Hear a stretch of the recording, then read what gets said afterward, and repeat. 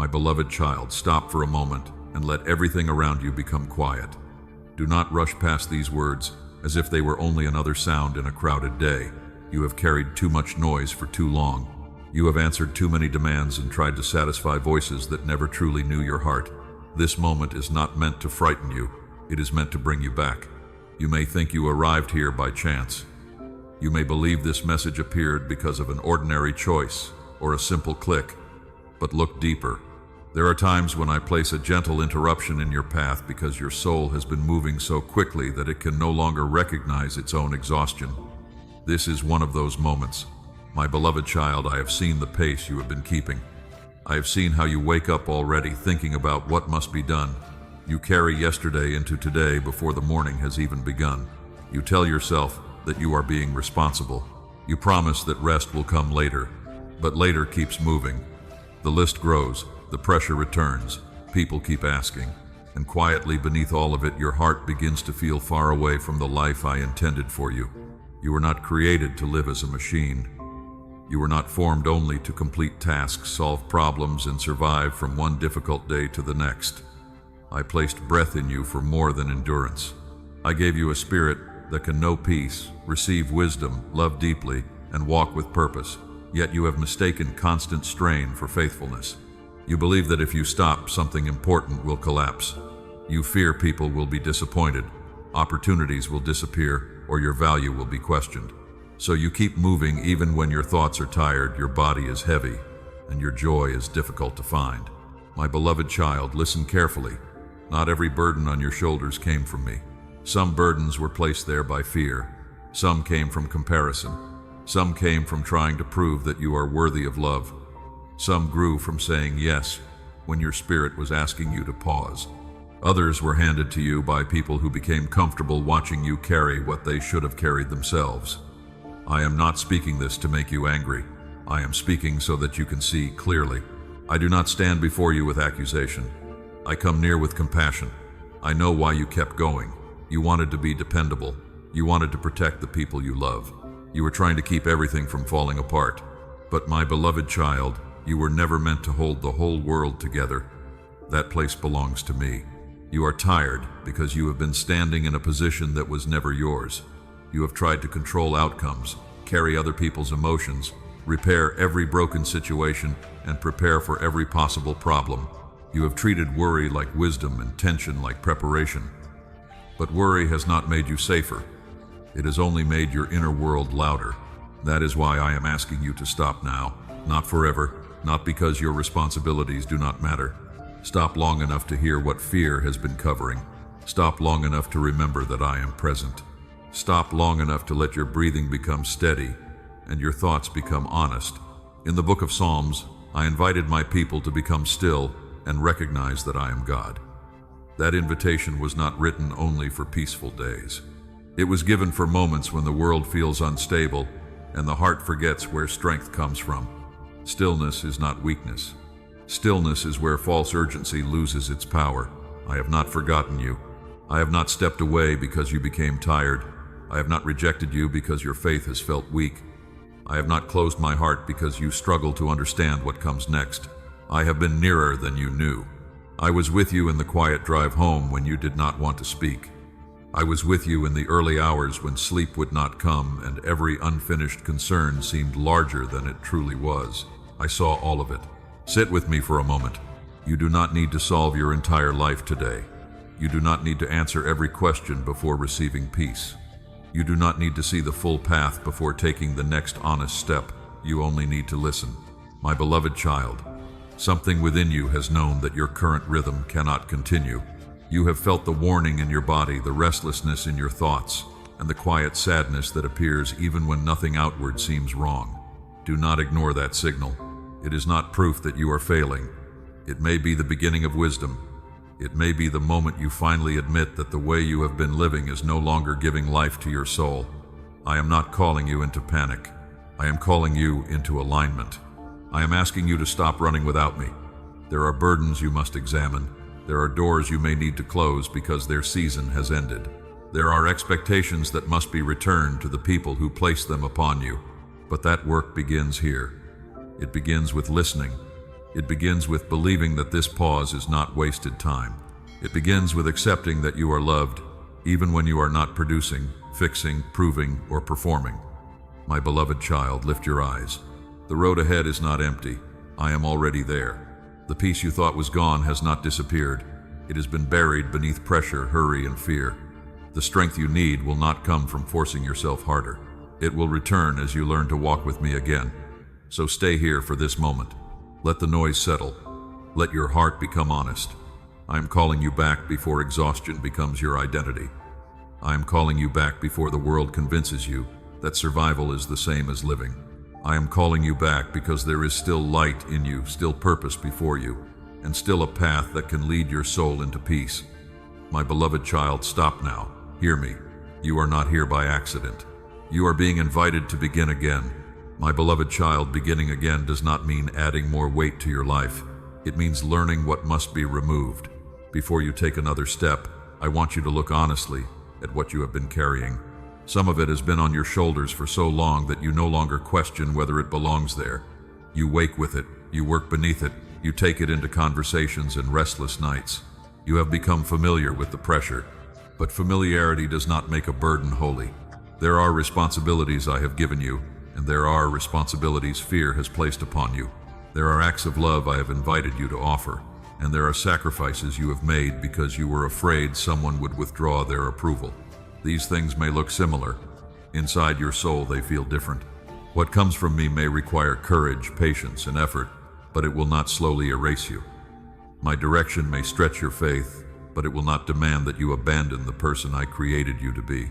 The burdens that do not come from me leave another mark. They make you feel guilty whenever you rest. They teach you to apologize for having limits. They convince you that every problem around you is somehow yours to solve. They keep your mind rehearsing conversations that have not happened and preparing for disasters that may never arrive. My beloved child, I did not place that life upon you. You learned to carry it. Perhaps you became the strong one in your family.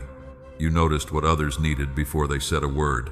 You stepped into empty spaces, handled difficult moments, and kept people calm while your own heart had nowhere to rest. At first it felt necessary. Then it became your identity.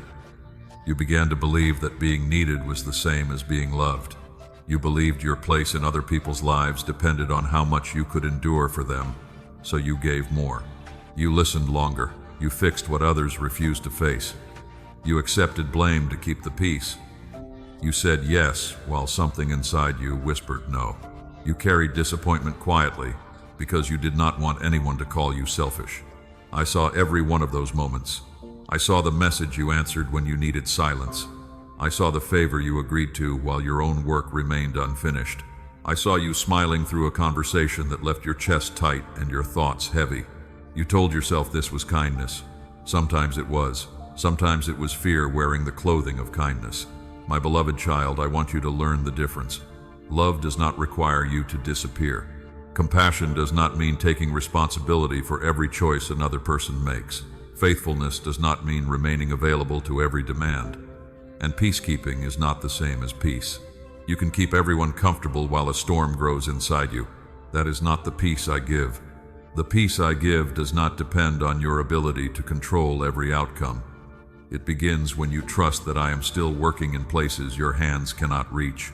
Do you remember how Moses tried to carry the concerns of an entire people until wisdom came through Jethro and taught him to share the load? The burden had become too heavy for one person. The answer was not to care less. The answer was to stop carrying alone what was never meant for one set of shoulders. I am teaching you the same truth. Not every need is your assignment. Not every open door is your calling.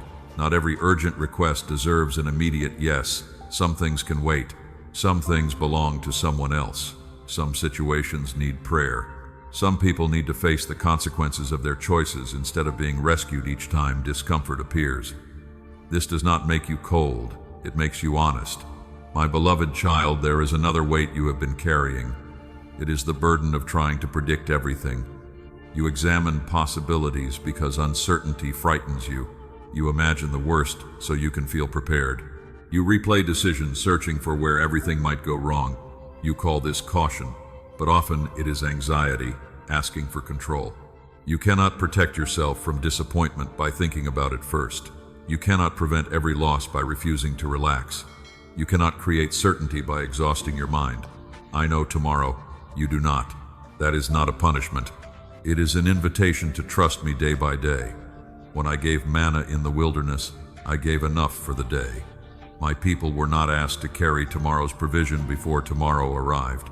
Yet you have been gathering imagined troubles as though you must solve them before the sun rises. Lay them down. The conversation that has not happened is not yours to survive tonight.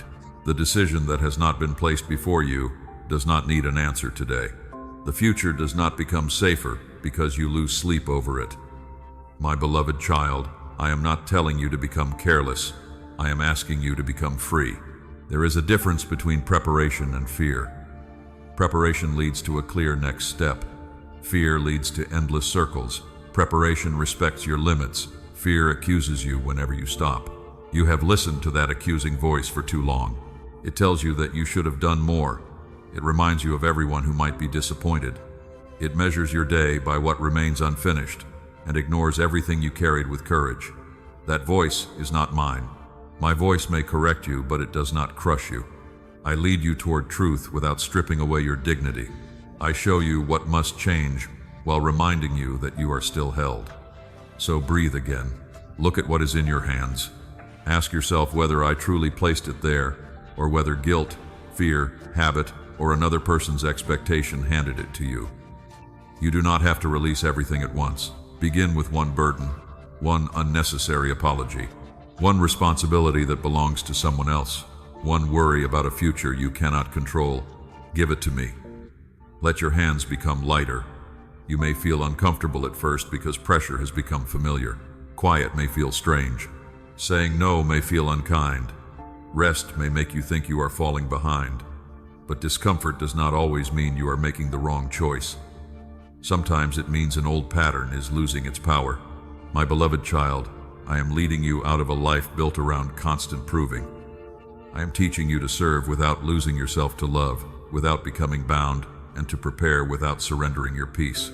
As the weight begins to fall, you will notice something beneath it, a question you have avoided for years. Who are you when you are not rescuing, producing, pleasing, or carrying everyone else? Stay with me. The answer will not be found in what you accomplish. It begins with what I have already spoken over you. My beloved child, it begins with what I have already spoken over you. Before anyone praised you, before anyone judged you, before you succeeded or failed, I knew you. I saw the life that would unfold before you, and I loved you without waiting for you to prove anything. You have spent years measuring yourself with scales I never placed in your hands. You counted your worth through completed tasks, answered messages, solved problems, and the approval you received from people. On good days, when others noticed your effort, you felt useful. On difficult days, when no one thanked you, or when something went wrong, you questioned whether you still mattered. My beloved child, your value has never risen and fallen with your performance. You are not more precious to me when you succeed. You are not less precious to me when you struggle. The world has trained you to believe that love must be earned. From an early age, you learned that achievement brought attention, being helpful brought praise, staying quiet avoided conflict. Doing everything correctly made people pleased with you. So you began building your identity around what you could provide. But beneath that strength was a question you rarely said aloud. Will they still love me if I stop performing? I heard that question. I heard it in the silence after you made a mistake. I heard it when you compared your life with someone who seemed to be moving faster. I heard it when you looked at what remained unfinished and ignored how much courage the day had already required from you. My beloved child, I do not love you the way the world often loves. The world may applaud what you produce and overlook your heart. People may celebrate your strength while failing to notice your exhaustion. They may remember what you did for them and forget to ask what it cost you. But I see the whole person. I see the effort no one thanked you for. I see the temptation you resisted without telling anyone. I see the small act of kindness that received no recognition. I see you beginning again after disappointment, even when your confidence is shaking. None of these things purchase my love. When Jesus stepped into the waters of baptism, my voice declared that he was my beloved son before his public ministry had unfolded. Before the crowds gathered, before the miracles, before the cross, love was already spoken. Beloved came before accomplishment. Let that truth settle within you. You have been trying to reach through effort what I have already offered through relationship. You do not have to climb toward me by becoming impressive. You do not have to exhaust yourself to gain my attention. You do not have to present a perfect record before you can come close. Come as you are. Come tired. Come uncertain. I am not surprised by your weakness. I am not embarrassed by your need. I am not standing at a distance waiting for you to become stronger before I call you my child. My beloved child, you belong to me now. There are doors you have been chasing because you believed they would finally prove your worth. You thought a certain position, relationship, amount of money, or level of recognition would silence the insecurity inside you. But each achievement offered relief only for a little while. Soon another goal appeared. Another comparison began. Another fear whispered that you were falling behind. A door that requires you to lose your peace in order to enter may not be the door I opened. An opportunity that demands you betray your values is not evidence of my favor. A relationship that keeps you begging to be seen cannot tell you who you are. My beloved child, stop asking temporary things to give you an eternal identity. People can change their minds, plans can fail, applause can become silence, but what I have spoken over you remains. You are known, you are loved, you are not forgotten, you are not an accident wandering through an uncaring world. You were formed with intention, and no season of confusion can erase that intention. Remember David when he stood among his brothers. Others looked at appearance, age, and experience. They saw someone easy to overlook, but I looked at the heart. The judgment of people did not cancel what I had chosen. You may have been overlooked in rooms where you gave your best. Someone may have chosen another person. A plan you prayed over may have closed. A person you trusted may have treated your tenderness as something ordinary, but rejection did not rewrite your identity. It revealed that you were asking a limited voice to speak a final word over your life. Only I hold that place. My beloved child, you must learn to separate correction from condemnation. There are things I will ask you to change. There are patterns that must be healed, choices that require repentance, and places where you must grow. But when I correct you, I do not tell you that you are worthless. Condemnation says you failed, therefore you are a failure. My voice says you stumbled, so take my hand and rise. Condemnation traps you in the moment that went wrong. My grace teaches you, restores you, and leads you forward with wisdom. Do not confuse the harsh voice in your mind with my guidance. I do not humiliate my children into transformation. I draw them with truth, patience, and love. You can admit where you were wrong without hating yourself. You can grow without treating your present self as an enemy. My beloved child, your life is not a report card I review at the end of each day. I am not counting your productive hours to decide whether you deserve peace. I am not comparing your progress with anyone else's journey. I am not ashamed because your healing has taken longer than you hoped. A seed beneath the soil may appear inactive, yet hidden roots are forming. You are learning boundaries. You are learning to rest. You are learning to speak honestly. You are learning to stop chasing approval. So release the need to impress everyone. You will never be peaceful while every opinion has permission to define you. Some people will misunderstand the boundaries that save your strength. Some will dislike the version of you that no longer says yes to everything.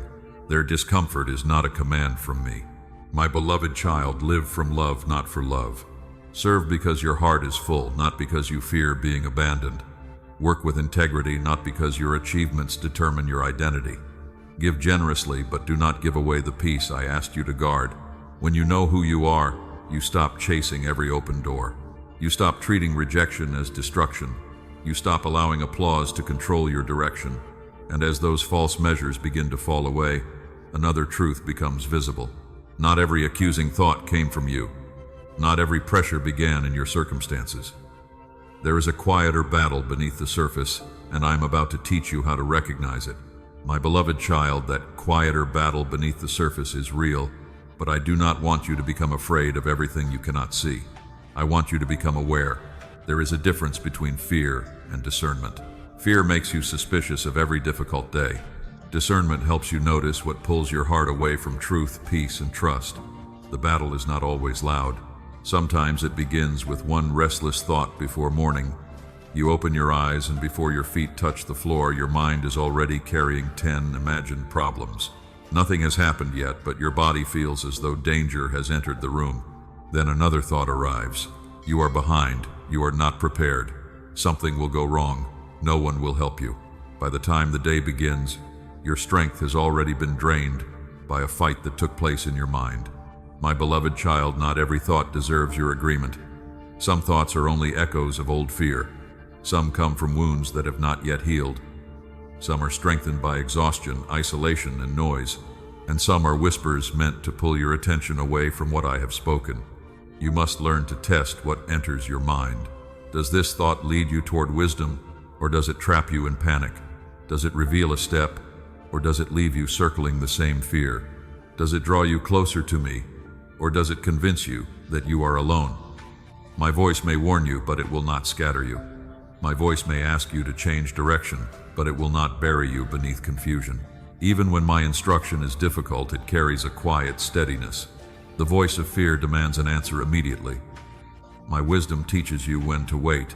The voice of fear says everything depends on you. My presence reminds you that I am already at work. The voice of fear shows you the worst possible ending. My truth gives you enough light for the next step. My beloved child, this is why the Apostle Paul reminded believers that the struggle is not merely against flesh and blood. He was teaching them not to waste all their strength attacking people when a deeper struggle was influencing their thoughts, reactions, and choices. You have done this before. A tense conversation left you feeling rejected, and you spent hours building a case against the other person. A delayed answer made you assume you were unwanted. A financial concern appeared, and your mind rushed toward disaster. The surface problem existed, but beneath it, another battle began. Would you remain grounded in truth, or would fear decide the meaning of the moment? Would you respond with wisdom or react from an old wound? Would you bring the concern to me, or let it grow in secret until it shaped your day? The unseen battle often takes place in the meaning you assign to what happens. One closed door can become proof that you are forgotten, or it can become an invitation to wait for better direction. One mistake can become a prison of shame, or it can become a lesson that produces humility. One season of silence can become evidence that I have left, or it can become the place where your hearing grows deeper. My beloved child, darkness often works through distortion. It does not always invent a lie. Sometimes it takes one true difficulty and stretches it until you can no longer see anything else. You are tired becomes you will never recover. You are disappointed becomes you can trust no one. You made a mistake becomes you ruin everything. You do not know what comes next becomes there is no path ahead. Listen carefully. Those conclusions are not truth. A difficult moment is not the whole story. A painful feeling is not a final prophecy. An anxious thought is not a command you must obey. You can pause, you can question it. You can place it beside what I have spoken. When Jesus was tested in the wilderness, the enemy used words that sounded almost reasonable. The response was not panic, argument, or performance. Jesus answered with truth. That is how you stand. Not by shouting at every shadow, not by becoming obsessed with darkness. You stand by knowing what is true. You are loved. You are not abandoned. You are allowed to seek wisdom. You are allowed to rest before making a decision.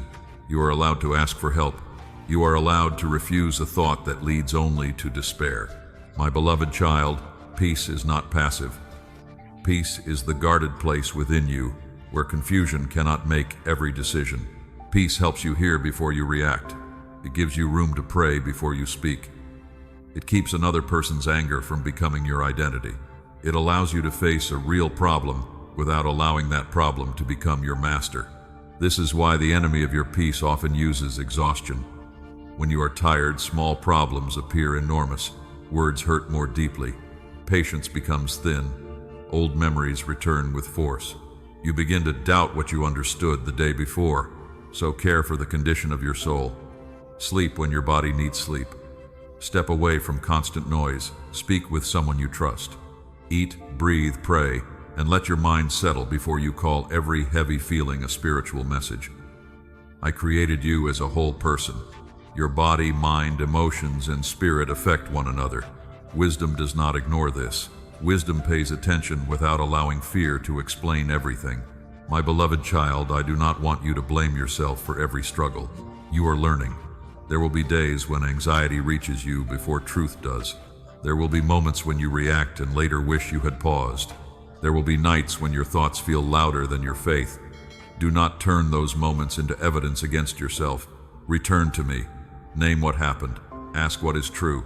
Choose the next peaceful step. Each time you do this, you weaken the pattern that once controlled you. The battle may be unseen, but you are not defenseless. I have given you truth when thoughts become distorted. I have given you prayer when fear becomes loud. I have given you wisdom through Scripture and through people who walk with humility. I have given you the ability to pause before agreeing with what enters your mind. Most of all, I have given you my presence. My beloved child, you do not have to understand every influence before you can stand firm. You only need to stay close to what is true, honest, and life-giving. The goal is not to make you afraid of the unseen. The goal is to keep the unseen from ruling you. As you learn to recognize the battle beneath the surface, you will also discover something important. You were never meant to face it by yourself. I have already begun placing strength, wisdom, and people around you. Now let me show you why isolation was never my plan for your life. My beloved child, isolation was never my plan for your life. You were not created to carry every fear in silence, to solve every problem alone, or to hide every trembling part of your heart behind a calm face. I formed you for relationship, yet pain has taught you to withdraw. There were moments when you opened your heart and felt misunderstood. There were times when you asked for help and received advice without compassion, so you became careful. You learned how to say, "I am fine," even when your heart was tired. You stopped explaining what kept you awake. You smiled, changed the subject, and carried the ache home with you. My beloved child, I understand why you protected yourself, but protection can slowly become a prison. A wall built to keep pain out can also keep comfort from entering. A heart that never risks being known may avoid disappointment, but it also misses the strength I often send through other people. You have sometimes asked me for help while refusing the hands I placed near you. The answer did not always arrive as a sudden feeling. Sometimes it came through a friend who checked on you. Sometimes it came through one simple invitation to talk. You dismissed it because it looked ordinary, but I often work through ordinary kindness. When Elijah became exhausted and afraid, I did not begin with a long explanation. I allowed him to rest. I provided food. I gave him space to breathe before speaking about the road ahead. I cared for his weakness before asking for his next step. My beloved child, you need that same permission. You are allowed to receive care. You are allowed to admit that you do not know what to do. You are allowed to tell someone trustworthy that the burden has become too heavy. Asking for help does not make your faith smaller. It may be one of the most faithful choices you make. Pride says you should be able to handle everything alone. Shame says no one would understand. Fear says your need will become a burden to others. But wisdom says a load becomes lighter when it is shared with the right people. This is why Scripture teaches believers to carry one another's burdens. It does not say one person should carry the burdens of everyone. It shows a community where care moves in more than one direction. There will be days when you are strong enough to support someone else. There will also be days when you need to be supported. Both belong in a life of faith. My beloved child, do not confuse independence with freedom. True freedom does not mean needing no one. It means you are no longer controlled by the fear of being rejected for having needs. It means you can choose healthy connection without losing yourself. You do not need to tell your story to everyone. Discernment still matters. Not every person is safe. Not every listener is wise. Not every relationship has earned access to the deepest rooms of your heart. But the answer to unsafe people is not to trust no one. Ask me for wisdom. Look for people whose lives carry patience, humility, honesty, and peace. Notice who listens without making your pain about themselves. Notice who can tell you the truth without trying to control you. Notice who respects your boundaries and does not punish you for having them. Healthy support will not demand that you become dependent. It will help you stand more clearly. My beloved child, sometimes the support I provide comes through people who challenge you. They may gently point out a pattern you cannot see. They may ask why you keep returning to what hurts you. They may remind you that rest is necessary, that a boundary must be set, or that a decision should not be made while you are afraid. Do not reject every correction as criticism. Love can be tender and still be honest. A trusted voice may help you hear what your exhaustion has made difficult to recognize. This is why two people walking together can rise more easily when one stumbles. You were never meant to walk every mile without companionship. I know you have often felt lonely, even in a room filled with people. Physical presence does not always create connection. You can answer messages, attend gatherings, complete your work, and still feel unseen. That loneliness is real, but do not let it convince you that no one cares. Loneliness can speak with certainty about things it does not know. It tells you that people have forgotten you when they may simply be unaware of what you need. It tells you that reaching out will make no difference before you have even tried. My beloved child, let someone know. Send the message. Make the call. Say, I have been carrying more than I expected, and I need someone to listen. You do not need a perfect explanation. You do not need to make your pain sound reasonable. Begin with honesty. There are also moments when human support cannot reach the deepest place within you. Even loving people have limits. They may sit beside you and still be unable to fully understand the exact shape of your grief. That does not mean their presence has failed, and it does not mean you are alone. I enter places no human voice can reach. I know the memory behind your reaction, the fear beneath your silence, and the disappointment you struggle to name. I understand the meaning of the tears that arrive without warning. My presence and human support are not enemies.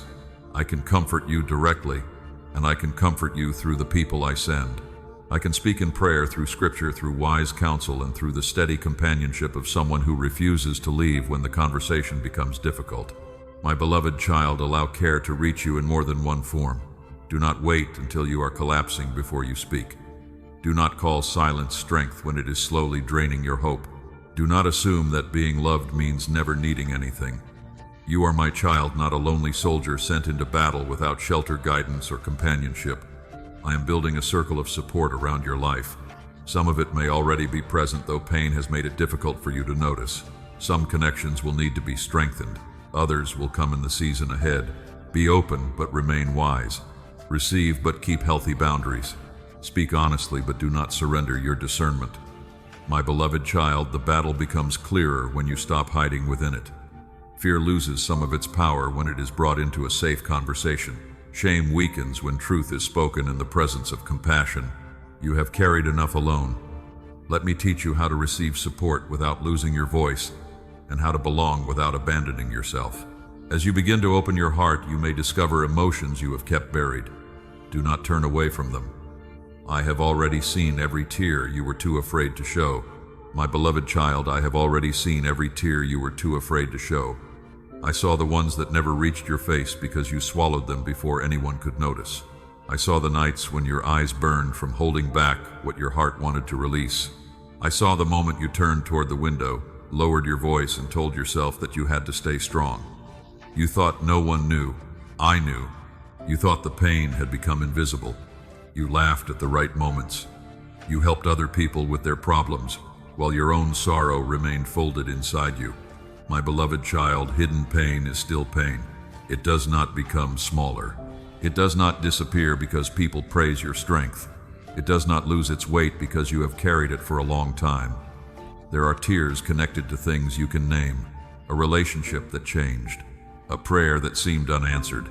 A door that closed after you had placed hope behind it. There are also tears you cannot easily explain. They arrive when the house becomes quiet, when a familiar song plays, or when someone asks a simple question and your heart suddenly feels too full. Do not be ashamed of those moments. Your tears are not evidence that your faith has failed. They are the language of a heart that has carried more than words could hold. Scripture remembers people who wept in my presence. Hannah poured out the grief she could no longer explain to anyone around her. David wrote from places of fear, regret, and loneliness. Jesus wept beside a grave, even though resurrection was near. Tears did not make them faithless. Tears made their pain honest. My beloved child, you have sometimes believed that being spiritual means remaining calm. You thought trust required you to smile before healing had begun. You worried that if you admitted how deeply something hurt you would disappoint me. But I am not disappointed by your honesty. I already know what is inside you. You do not protect me from your pain by hiding it. You only keep yourself from receiving comfort in the place that needs it most. Come closer. You do not need a polished prayer. You do not need to arrange every feeling into the correct words. You can sit in silence. You can breathe. You can say, "This hurts," and let that be enough. I am not asking you to explain everything. I am asking you to stop pretending with me. My beloved child, I remember the times you cried where no one could hear you. In the bathroom with the water running. In your car before walking into the house. In bed while facing away so another person would not know you were awake. I saw you wipe your face and return as though nothing had happened. I saw the courage it took, but I also saw the loneliness beneath that courage. You became the person others leaned on, yet you did not know where to lean. You carried their stories carefully while fearing that your own would be too much. You offered comfort generously but hesitated to receive it. Let me change that pattern. You do not have to earn the right to be comforted. You do not need to reach a breaking point before your pain becomes important. A loving father does not wait until his child collapses before drawing near. I am near now. The psalmist wrote that I am close to the brokenhearted. That promise is not reserved for people whose pain looks dramatic. It is for the quiet heartbreak no one applauds you for surviving. It is for the disappointment you minimize because someone else seems to have suffered more. It is for the grief of becoming someone you never expected to be. It is for the sadness of realizing that certain people could not love you in the way you hoped. My beloved child, your pain does not need to compete for my attention. I see it fully. I see the wound beneath the anger. I see the fear beneath the need to control. I see the rejection beneath your silence. I see the tired heart beneath the words, "I am fine," and I do not turn away. There are people who become uncomfortable when pain lasts longer than they expect. They may offer quick answers because they do not know how to remain present. They may tell you to move forward before your heart has understood what happened. I am not hurried by your healing. I will not shame you for needing time. But I also will not leave you trapped in sorrow forever. I will sit with you in what hurts, and then gently, I will help you stand. I will teach you how to remember without returning to the prison of the memory. I will help you honor what was lost, without believing that your future was buried with it. Healing is not forgetting. Healing is when the memory no longer controls the direction of your life. My beloved child, some tears have been stored behind anger because anger felt safer. It gave you energy. It helped you create distance. It made you feel less vulnerable than grief. But beneath the anger, something tender is asking to be heard. Perhaps you wanted an apology that never came. Perhaps you wanted someone to choose you, defend you, or remain. Perhaps you are grieving the version of yourself who trusted before being hurt. Bring that tenderness to me. I will not use it against you. I will not call you weak for still caring. I will show you that softness and wisdom can live in the same heart. You can forgive without reopening every door. You can release bitterness without denying what happened. You can heal while keeping the boundaries that protect your peace. My beloved child, let the tears come when they need to come. They are not washing away your strength. They are clearing space inside you. Each honest tear loosens the pressure of what you have hidden. Each moment of truth brings another part of your heart into the light. Each time you stop saying, "It does not matter," you give healing permission to reach deeper. I am not watching from a distance. I am beside you in the quiet. I am present in the pause between one breath and the next. I am holding the pieces you fear will never fit together again. You may not feel a sudden change. You may not receive an immediate answer. But my nearness is not measured by your emotions. My beloved child, remember this when the room feels silent. Silence is not proof that I have left. Sometimes the deepest comfort arrives without sound. Sometimes my presence is the steady strength that keeps you breathing when you thought you could not continue. Sometimes I am healing beneath the surface before you can see any sign of change. So do not fear the quiet that follows your tears. Stay with me there. What feels like silence may become the place where you finally recognize that I have never been absent. My beloved child, what feels like silence may become the place where you finally recognize that I have never been absent. You have asked me questions and waited for answers that did not come in the way you expected. You prayed for direction, but the path remained unclear. You asked for relief, yet the pressure stayed longer than you believed you could bear. In those moments, you wondered whether I had turned away. You looked for a sign in the morning and found only another ordinary day. You opened scripture, hoping one sentence would solve everything, but your heart still felt uncertain. You listened for a voice, a sudden change, or a door opening, and when none appeared, you assumed that heaven had become quiet. My beloved child, quiet does not mean empty. A seed beneath the ground makes no sound while its roots are growing. The night does not announce every movement of the dawn. A builder may work behind a wall where you cannot see the progress, yet the structure is still being strengthened. There are seasons when I work in ways your senses cannot measure. You may not feel me, but I am present. You may not understand me, but I am guiding. You may not see movement, but I am preparing what cannot yet be revealed. My silence has never been the silence of neglect. It is not the cold distance of someone who no longer cares. It is often the quiet of a father who remains near while teaching his child to recognize presence without depending on constant explanation. You have become accustomed to noise. The world gives immediate opinions, instant reactions, and endless answers. People speak before they understand. Fear speaks before truth has time to settle. Your mind fills every unanswered space with possibilities. But I do not compete with chaos. I invite you to become still enough to notice what has been present all along. Remember Elijah on the mountain. He experienced the wind, the earthquake, and the fire, but my voice came afterward in a gentle whisper. The loudest event was not the clearest revelation. My beloved child, you have sometimes searched for me only in dramatic change. You expected my presence to look like a sudden breakthrough, an immediate healing, or a perfect answer. You thought I would prove that I was near by removing the difficulty at once. But sometimes I reveal my nearness by giving you strength to remain steady inside what has not changed. Sometimes the miracle is that you did not surrender to despair. Sometimes the answer is the wisdom that arrived slowly. Sometimes my protection is seen only later when you understand why a door remained closed. You have called certain delays abandonment because you could not yet see what they were protecting. You prayed for a relationship to continue, but I saw what your affection could not see. You asked for an opportunity, but I knew the cost hidden behind its promise. You wanted a quick answer while I was forming the maturity needed to carry that answer without losing your peace. My beloved child, I am not withholding goodness to punish you.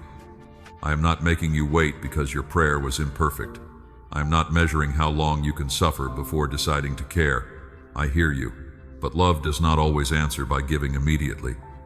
A wise parent does not place something heavy into the hands of a child before those hands are ready to hold it. A shepherd does not lead the flock by the shortest path when that path passes through danger. My timing is not indifference. It is care that sees farther than you can see. There are also questions I may not answer. Sometimes that understanding will come in a way you understand. Sometimes peace must arrive before explanation. My beloved child, you do not need to understand every chapter in order to trust the one who holds the whole story. Job asked questions from a place of deep suffering. He did not receive a simple explanation for every loss. Instead, he encountered a greater vision of who I am. The answer did not erase what happened. It changed the place from which he carried it. You may be waiting for information when your soul first needs presence.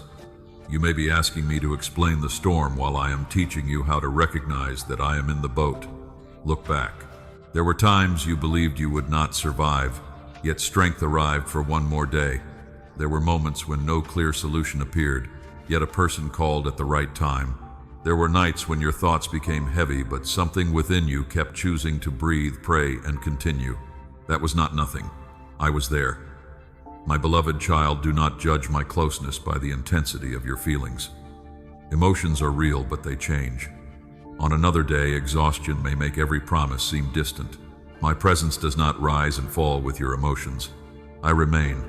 Clouds can hide the sun without removing it from the sky. In the same way, grief, anxiety, disappointment, and fatigue can make it difficult to sense me without changing the truth that I am near. So when you cannot feel me, return to what you know. I have not left you. I have not forgotten your name. I have not abandoned the work I began within you. You are still held, even when your hands feel empty. My beloved child, there is purpose in learning to remain with me when nothing dramatic happens. Faith grows deeper when it is no longer dependent on constant signs. Trust becomes steady when it learns to rest in character rather than circumstance. This does not mean you must pretend waiting is easy. Tell me when you are tired.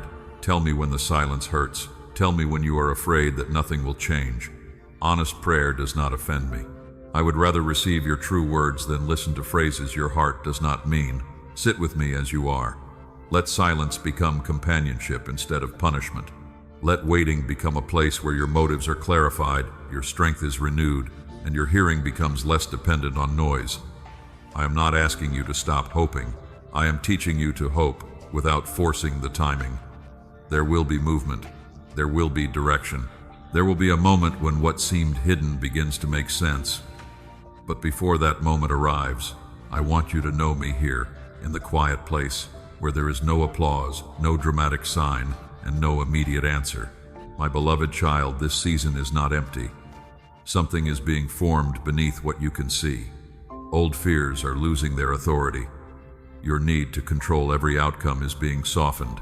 Your heart is learning that it can rest without possessing the entire map. Soon you will recognize why this quiet was necessary. You are not waiting outside a closed heaven. You are standing near a threshold, and even now an appointed moment is beginning to draw near. My beloved child, the appointed moment drawing near is not arriving to make you panic. It is arriving to awaken your attention. There are seasons when I allow the road to feel quiet because I am preparing your heart to recognize what matters. Then there are moments when that quiet begins to change. A conversation reaches you differently. A familiar situation no longer feels acceptable. A truth you once avoided begins returning to your thoughts with clarity. You may call it restlessness. My beloved child, sometimes that discomfort is the first sign that an old season is ending.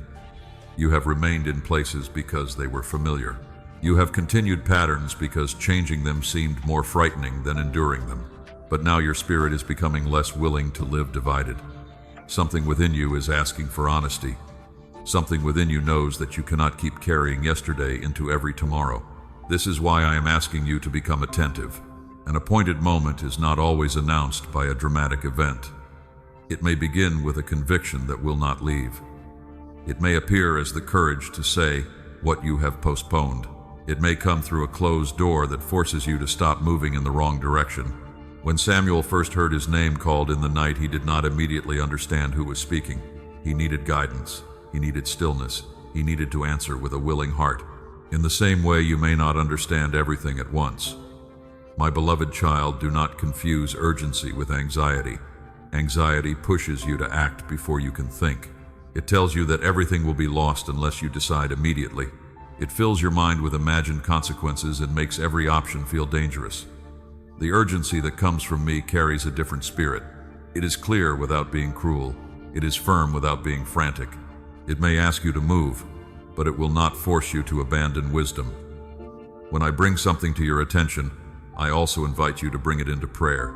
I do not demand that you make life-changing decisions from a place of exhaustion. I lead you toward truth step by step. My beloved child, there are opportunities that look attractive because they promise quick relief. There are invitations that appeal to the tired part of you. There are voices that tell you to return to an old pattern because it feels easier than facing the unknown. Not every open door is mine. Some doors open because another person wants access to your time, your energy, or your attention. Some appear because fear wants you to choose what is familiar. Some opportunities shine brightly at first but require you to sacrifice the peace I have been restoring. This is why discernment matters now. Do not ask only, can I do this? Ask, does this lead me toward truth? Do not ask only, will this make people happy? Ask, will this require me to abandon what I now know is healthy? Do not ask only, what will I gain? Ask, what will this cost my soul, my beloved child? I am not teaching you to distrust everything. I am teaching you to stop calling every invitation a command. Jesus did not respond to every demand placed before him. There were crowds who wanted more people who misunderstood his timing, and moments when he withdrew to pray before continuing. He was not controlled by urgency created by others. He moved according to purpose. You must learn the same rhythm. There will always be someone who wants an answer before you are ready. There will always be a problem that presents itself as the most important thing in the room. There will always be noise trying to convince you that pausing is irresponsible. But wisdom is not proven by speed. Sometimes the holiest response is, I need time to pray. Sometimes obedience means waiting until your emotions settle. Sometimes courage means declining what once would have received an automatic yes. My beloved child, you are standing in a moment when your choices will begin revealing which voice you trust. This does not mean one mistake will destroy your future. I am not waiting for you to fail. I am not creating a narrow path where one uncertain step removes you from my care. I am a patient guide. If you become confused, return. If you move too quickly, pause. If you recognize that you chose from fear, tell the truth and change direction. My guidance does not disappear because you needed time to learn. Still, do not keep delaying what has already become clear. There is a difference between waiting for wisdom and hiding from obedience. You know this difference in your heart. Waiting for wisdom brings increasing clarity. Avoidance brings repeated heaviness. Waiting prepares you to move. Avoidance keeps inventing new reasons to remain where you are. My beloved child, perhaps you already know the conversation that needs honesty. Perhaps you know the habit that has been quietly weakening your focus. Perhaps you know the boundary that must be expressed, the commitment that must be reconsidered, or the rest your body has been asking you to receive. I am not asking you to repair everything today. I am asking you to stop pretending you have not heard. An appointed moment often begins when denial ends. It begins when you say, I know this cannot continue. It begins when you bring the hidden matter into my light. It begins when you become willing to follow truth, even before you know exactly what the next chapter will look like. My beloved child, look at the story of Esther. She did not choose the circumstances around her, and she did not receive complete certainty about the outcome. Yet there came a moment when silence was no longer the faithful choice. She prepared, she sought support, she moved with courage. Her appointed moment required both patience and action. Yours may not look dramatic. It may happen in a quiet room through one honest prayer, one boundary, one message, or one decision to stop returning to what keeps wounding you. Heaven values obedience that no crowd ever sees. I see it. I see the moment you choose peace over pressure. I see when you refuse to answer from fear. I see when you close the screen, sit in silence, and ask me what is true. These small choices prepare you for larger freedom. My beloved child, the season ahead will not be entered through panic. It will be entered through attention. Listen before you agree. Pray before you react. Notice what steals your peace and what strengthens your clarity. You are standing near a threshold, but you do not need to force the door. I will show you what belongs to this next season. I will also reveal what cannot come with you. For now, become still enough to hear. The noise around you is already trying to decide what you should fear, what you should chase, and who you should become. Do not surrender your choice to that noise. Stop before it chooses for you. My beloved child, stop before the noise chooses for you. The world around you is always speaking. It tells you what to fear, what to chase, what to prove, and how quickly you must respond. It tells you that silence is dangerous, that waiting is weakness, and that if you do not act immediately, someone else will take your place. But not every loud voice carries truth. Some voices speak from fear. Some speak from wounded pride. Some come from people who want your agreement because your agreement makes their life easier. Others rise from habits that have trained your mind to react before your spirit has time to listen. My beloved child, you have lived under this pressure for so long that it can feel normal. A message arrives and you feel you must answer. Someone is disappointed and you feel responsible. A problem appears and your mind begins building 10 solutions before you have even asked whether the problem belongs to you. This is how noise takes control. It does not always force you. Often it simply keeps you moving too quickly to notice that you have stopped choosing. You answer from guilt. You agree from fear. You explain yourself because silence feels uncomfortable.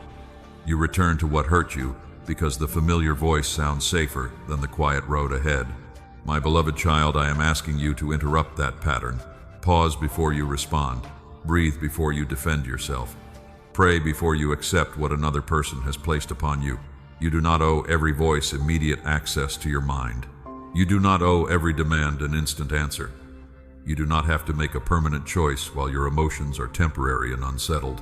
Jesus often stepped away from the crowd even when people were searching for him.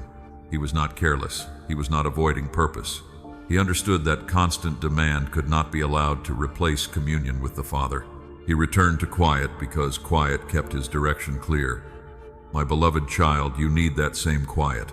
Not the silence of hiding, not the silence of resentment, the silence of returning to what is true. There is a place within you where my voice is not competing, but you cannot hear it clearly while every opinion, notification, memory, and fear is speaking at once. Create room. Turn down what can be turned down. Step away from conversations that leave your thoughts scattered. Put the screen aside when your mind has become tired. Stop replaying words that have already been spoken and cannot be changed tonight. You may believe you are thinking carefully. Sometimes you are only circling. Wisdom moves toward clarity. Fear moves in circles and calls the movement progress. My beloved child, notice what happens inside you when noise becomes strong. Your breathing shortens. Your thoughts speed up. You begin imagining what other people might think. You feel a need to explain, fix, answer, or escape. That is the moment to stop. Do not wait until you have already spoken words you regret. Do not wait until you have agreed to something that steals your peace. Learn to recognize the first sign that pressure is trying to make the decision for you. You can say, I need time. You can say, I will answer tomorrow. You can say, I am not ready to decide. These are not signs of weakness. They are signs that you are learning to protect the space where wisdom grows. My beloved child, there will be people who do not understand this change. They were comfortable with the version of you who answered quickly, gave freely, and carried the emotional weight of every situation. When you begin pausing, they may call you distant. When you stop over-explaining, they may say you have changed. They are right, you are changing. You are no longer allowing urgency to become authority. You are no longer allowing another person's discomfort to control your direction. You are learning that peace is not something you find after every problem is solved. Peace is something you guard while deciding which problems are yours to solve. Remember Mary sitting at the feet of Jesus while Martha was distracted by many tasks. The work itself was not evil. The problem was that pressure had become louder than presence. My beloved child, you have had many Martha moments. You moved from task to task while your heart became increasingly restless. You served, organized, answered, and prepared. Yet inside you felt unseen and frustrated. You thought the answer was to work faster. The answer was to return to the one thing that could settle your heart. Presence before performance. Listening before labor. Peace before pressure. This does not mean you abandon responsibility. It means responsibility no longer becomes your master. When you begin from stillness, you can work without losing yourself. You can serve without resentment. You can say yes without fear and no without shame. My beloved child, the noise will often use comparison. It will show you someone else's progress and tell you that you are late. It will show you another person's success and suggest that your path has been forgotten. It will make you rush toward opportunities that do not fit simply because you are afraid of being left behind. But I do not lead every life at the same pace. A field does not accuse itself because another field is already in bloom. Each season has its own work. Your pace is not proof of your worth. Your delay is not always denial. Your quiet season is not evidence that nothing is happening. Do not let comparison choose a road that peace would never have chosen. My beloved child, learn the sound of my guidance. It is honest, but not humiliating. It is clear, but not frantic. It may challenge you, but it will not force you to betray your conscience. My guidance leaves room for truth, prayer, and wise counsel.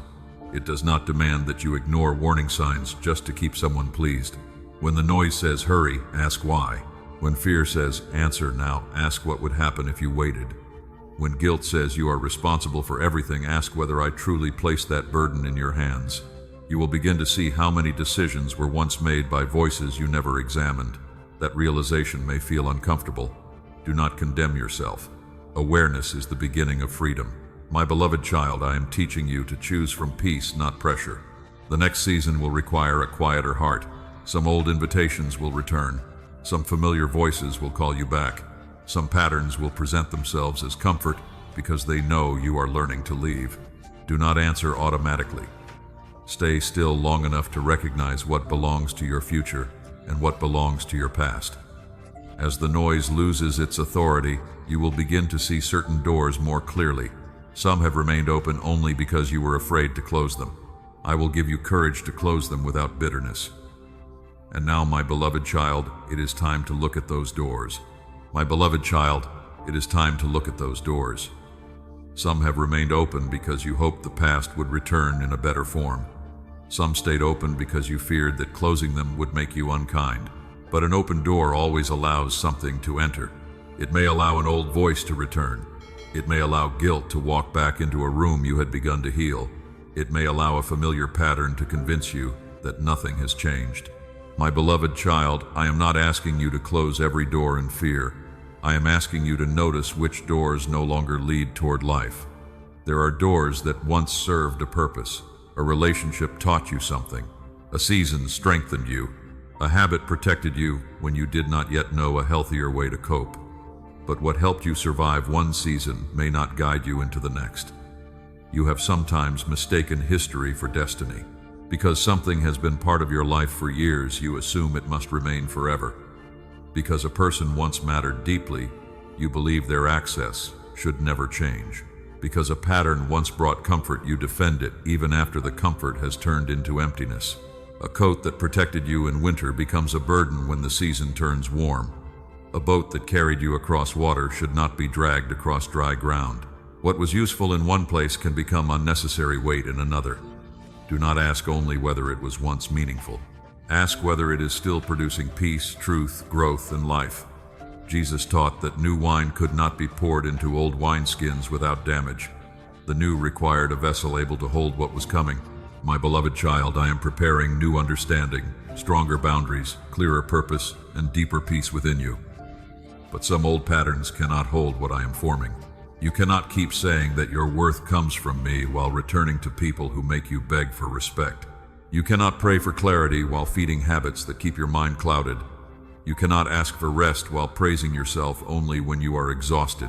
At some point, what you desire must be supported by what you are willing to release. My beloved child, this is not punishment. I am not taking away good things to prove my authority. I am helping you stop confusing bondage with loyalty. You have prayed for freedom while leaving the gate unlocked for what steals your peace. You have asked for healing while revisiting the same wound to see whether it still hurts. You have asked for a new beginning while keeping your hands wrapped around the ending. It can bring grief even when the decision is wise. It can leave a quiet space where noise once lived. It can make you wonder whether you acted too soon. My beloved child, grief does not always mean the decision was wrong. Sometimes grief is simply the heart adjusting to truth. You can miss what was familiar and still know it was unhealthy. You can remember good moments and still recognize that the season has ended. You can care about someone and still remove their power to disturb your peace. Closing a door does not erase the history behind it. It changes who has access to your future. There are doors connected to people. There are doors connected to habits. There are doors connected to beliefs you accepted about yourself. The first kind may be easiest to recognize because another person's presence often leaves a clear effect. After certain conversations, you feel smaller. After certain interactions, your thoughts become confused. You spend hours recovering from words the other person may have forgotten. A habit may seem harmless because no one sees it. It may offer a brief escape after a difficult day. But afterward, your mind feels dull, your sleep becomes restless, and your heart feels farther from what brings life. It is the belief that you must earn rest, the belief that love must be purchased through usefulness, the belief that setting a boundary makes you selfish, the belief that your needs are always less important than everyone else's. My beloved child, these beliefs are doors too. Each time you agree with them, you invite old pressure back inside. I want to help you close these doors with wisdom, not anger. Do not slam them simply to make a point. Do not close them while secretly hoping someone will chase you and prove your value. Do not use distance as a weapon. Close what must close because truth has become more important than drama. Close it calmly. Close it honestly. Close it after prayer, reflection, and wise counsel when the decision carries serious consequences. I do not lead you into reckless decisions. I lead you into responsible freedom. My beloved child, remember how Nehemiah rebuilt the walls of Jerusalem. The work was not only about construction. Walls and gates determined what could enter and what needed to remain outside. Compassion may enter. Truth may enter. Healthy correction may enter. But manipulation, repeated disrespect, and pressure do not deserve unlimited access. You are not required to leave every gate open to prove that you have a loving heart. Love without wisdom becomes exhaustion. Kindness without boundaries becomes permission. Forgiveness without discernment can place you back in the cycle you prayed to escape. Name the relationship that repeatedly steals your peace. Name the habit you hide because you know it is weakening you. Name the belief that keeps you working, pleasing, and apologizing beyond your limits. Bring each one before me. Ask what needs to end, what needs to change, and what needs a stronger boundary. Then listen without bargaining. You may want me to bless what I am asking you to release. You may want me to repair a pattern that keeps refusing truth. You may want a new season without the discomfort of leaving the old one. But transition always asks something of you. The Israelites could not enter the promised land while longing to return to Egypt whenever the road became difficult. Freedom required them to stop romanticizing the place that had enslaved them. My beloved child, do not romanticize what kept you small. Remember clearly. Remember the confusion. Remember the nights of recovery. Remember how often you abandoned your peace to keep something alive that had stopped giving life. I am not telling you this so bitterness will grow. I am reminding you because fear has a way of editing the past. It removes the pain and shows you only familiar moments. It makes an old prison appear safer than an unknown road. The new road may feel uncertain, but you will not walk it alone. I will give you wisdom for each decision. I will give you strength for each boundary. I will give you peace that confirms what pressure once tried to hide. My beloved child, some doors must close completely because leaving them partly open keeps your heart divided. And the first doors I want you to examine are the relationships whose season has already ended. My beloved child, the first doors I want you to examine are the relationships whose season has already ended. Not every person who entered your life was meant to remain forever. Some came to teach you patience. Some revealed a wound you had ignored. Some walked beside you through a difficult chapter and helped you survive a road that would have felt impossible alone. Their presence mattered. The memories were real. The good was not an illusion, but something can be meaningful and still be complete. My beloved child, you have struggled with this truth because your heart does not release people easily. When you love, you remember. When you care, you keep hoping. You search for the version of the relationship that once made you feel safe, seen, or understood. You tell yourself that one more conversation may repair everything. One more chance may restore what was lost. One more sacrifice may prove that the connection is worth saving, but hope without truth can become another form of delay. There are relationships in which both people are willing to listen, grow, apologize, and rebuild. Those connections may pass through difficulty and become stronger. There are also relationships where only one person keeps carrying the work. You explain, you forgive, you adjust, you wait. Meanwhile, the other person repeats the same harm and expects your compassion to erase the consequences. My beloved child, love was never meant to make you disappear. A healthy relationship may challenge you, but it will not require you to abandon your dignity. It may reveal areas where you need to grow, but it will not keep you trapped in constant confusion about your worth. Look at the fruit. After spending time with this person, do you feel more grounded or more anxious? Can you speak honestly, or must you carefully manage every word? Are your boundaries respected, or are they treated as personal rejection? Does the relationship make room for mutual care, or are you always the one giving, waiting, and repairing? Jesus taught that a tree is recognized by its fruit. My beloved child, this does not mean one bad day defines a person. Everyone can speak carelessly. Everyone can fail. Everyone needs grace. But repeated patterns matter. Promises without changed behavior are not restoration. Apologies used only to reopen access are not repentance. Affection that appears whenever you begin to step away may not be love. It may be fear of losing control.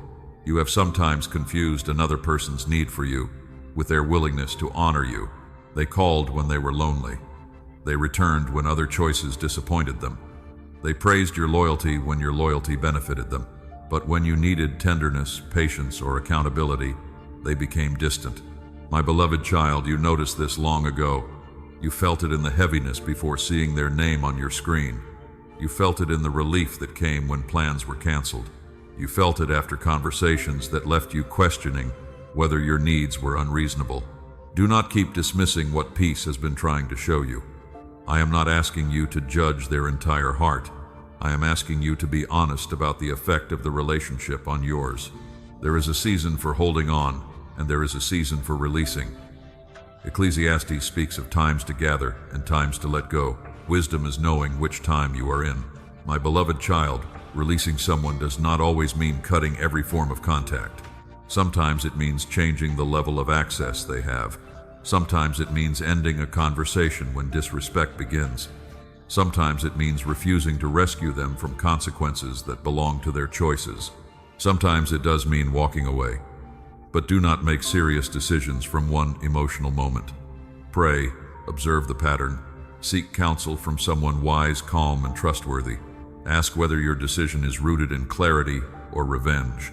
You are not free if you leave only to make them suffer. You are free when their reaction no longer controls what truth requires from you. My beloved child, you can step back without hatred. You can forgive without returning to the same arrangement. You can wish someone well without giving them continued access to your peace. Forgiveness releases your heart from bitterness. Reconciliation requires truth, responsibility, and change from both sides. Do not confuse the two. I do not ask you to reopen a door simply because someone says they miss you. Missing your presence is not the same as valuing your heart. Wanting another chance is not the same as being ready to live differently. Watch what they do. Listen to the consistency beneath their words. Time reveals what emotion can hide. My beloved child, I know guilt has kept you connected to people long after peace disappeared. You feared they would call you selfish. You worried others would misunderstand. You wondered whether choosing distance meant you had failed to love as I taught you to love. But love does not celebrate destruction. Love does not ask you to remain where your spirit is continually diminished.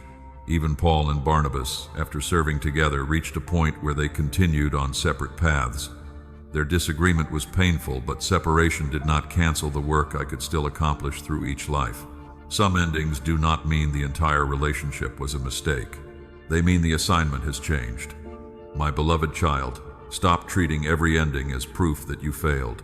You may need to accept that closure will not always arrive through the conversation imagined. Some people will never explain themselves. Some will deny the pain they caused. Some will leave questions unanswered. Do not make your healing depend on their honesty. I can give you peace when they never give you words you deserved. Closure can begin when you stop waiting for permission to move forward. Some endings protect what is growing within you. Some endings make room for relationships where care is mutual. Honesty is safe and peace does not have to be purchased. You may grieve. Let yourself grieve. Do not rush to replace the connection. Do not return simply because loneliness feels uncomfortable. The empty space may feel strange, but it is not evidence that you made the wrong choice. It is space. Space to hear your own thoughts again. Space to remember what you value. Space for me to heal the parts of you that learn to accept less than respect. My beloved child, there are people I will bring into your life who do not require you to shrink. They will not be perfect, but they will be willing. They will listen. They will take responsibility. They will respect the boundaries that protect trust. Do not chase them anxiously. Become honest enough to recognize them.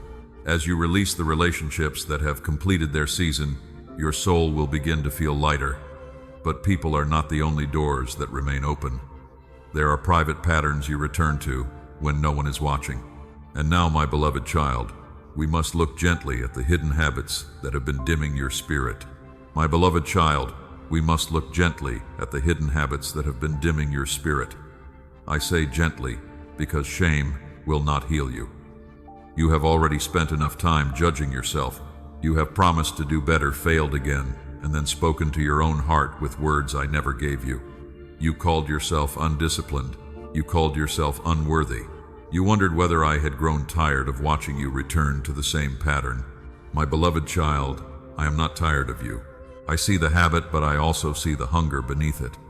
I see what you reach for late at night when the day has drained you. I see the screen you keep scrolling because silence feels too honest. I see the food, the entertainment, the conversation, the fantasy, or the distraction you use because you want a few minutes in which you do not have to feel responsible for anything. The behavior may look small. The need beneath it may be deep. You are not always searching for pleasure. Sometimes you are searching for relief. Sometimes you are trying to quiet loneliness. Sometimes you are trying to avoid an emotion that feels too heavy to name. Sometimes you are simply exhausted and reaching for the fastest comfort available. My beloved child, I understand why the habit began, but understanding its beginning does not mean allowing it to keep ruling your life. A pattern can comfort you for a moment and still weaken you over time. It can offer escape without giving rest. It can make the evening pass quickly while leaving your mind more restless when the room becomes quiet again. This is how hidden habits dim the spirit. They rarely announce themselves as chains. They begin as small agreements. Just a few more minutes, just this once. I deserve a break. I will stop tomorrow. Then tomorrow becomes another night, and the pattern learns your schedule. My beloved child, I am not asking you to fear every form of enjoyment. Laughter, music, rest, food, friendship, and pleasure are gifts when they are received with wisdom. The question is not whether something feels good. The question is what it produces in you afterward. Does it leave you clear or clouded? Does it restore your strength or steal your sleep? Does it help you return to life, or does it make you want to hide longer?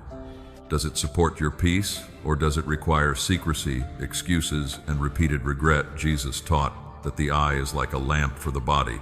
What you allow into your attention shapes the atmosphere within you. My beloved child, your attention is precious.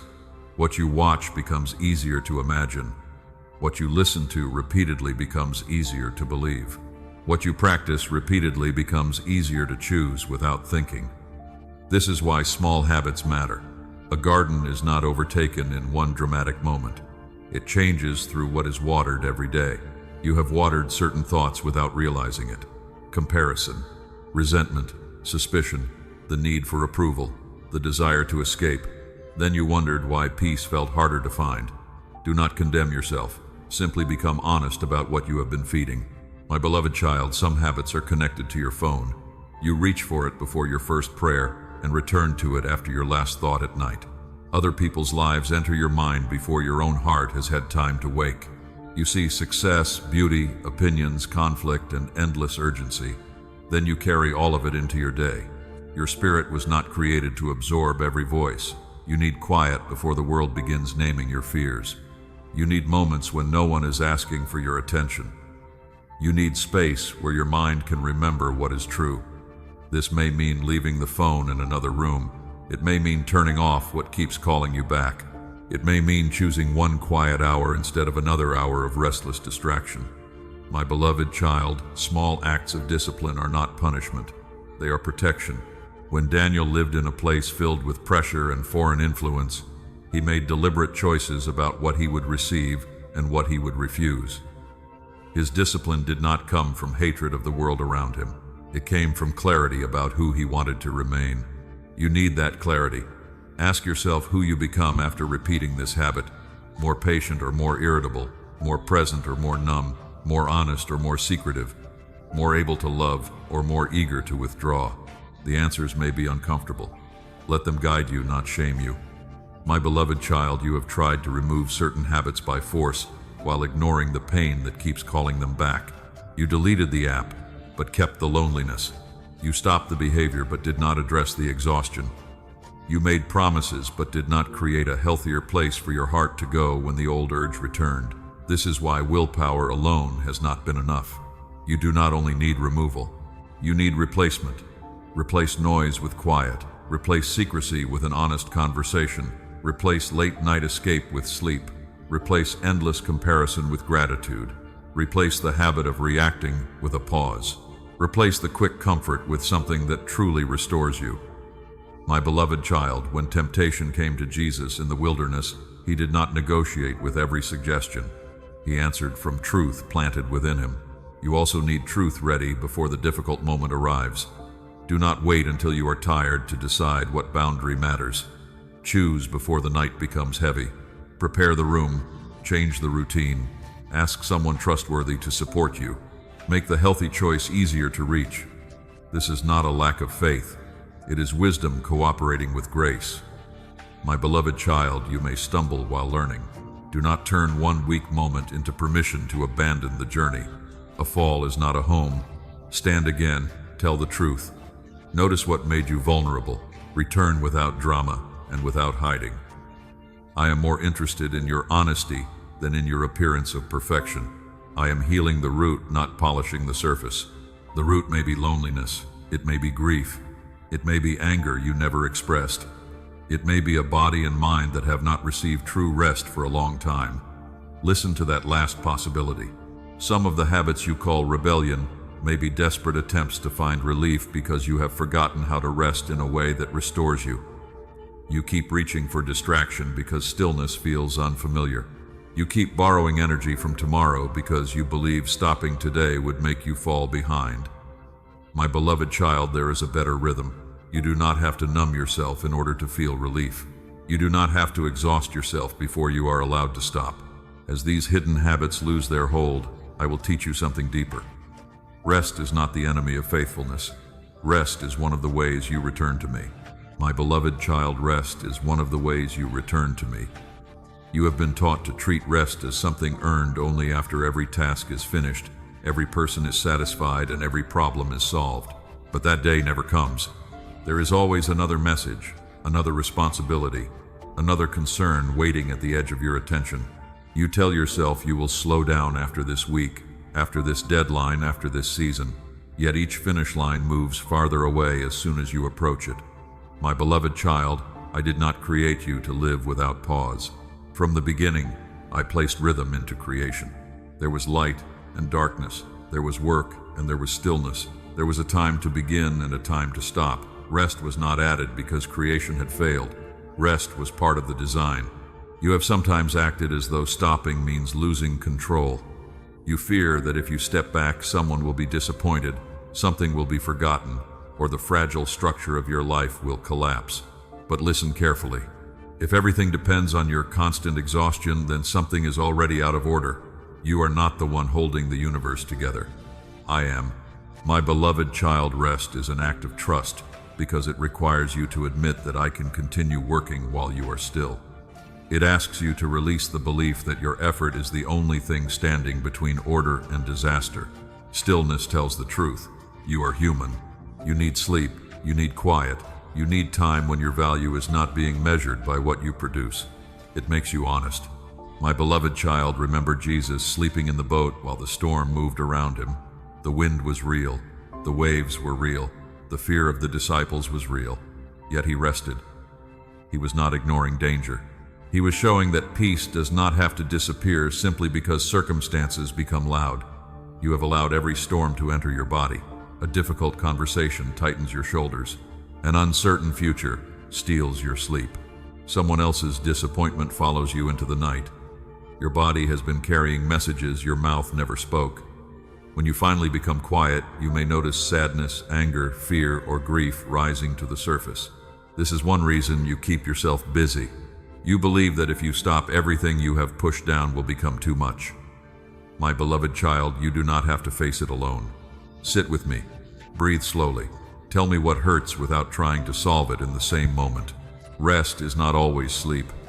Sometimes rest is refusing to rehearse the same conversation again. Sometimes it is putting down the need to understand another person's motives. Sometimes it is accepting that one day can end with unfinished work. My beloved child, you have praised yourself for enduring beyond healthy limits. You called it discipline when you ignored your body. You called it sacrifice when you gave from emptiness. You called it faith when you refused to admit that you needed help. But exhaustion does not prove devotion. Sometimes exhaustion proves that you have been listening to every voice except mine. I may ask you to work hard. I may lead you through demanding seasons. But I will not ask you to destroy the vessel through which you must live, love, and serve. Even the land in Scripture was given seasons of rest. Fields were not expected to produce without end. A field that is never allowed to recover eventually loses the strength to give healthy fruit. My beloved child, your mind also needs a Sabbath. It needs time without constant information.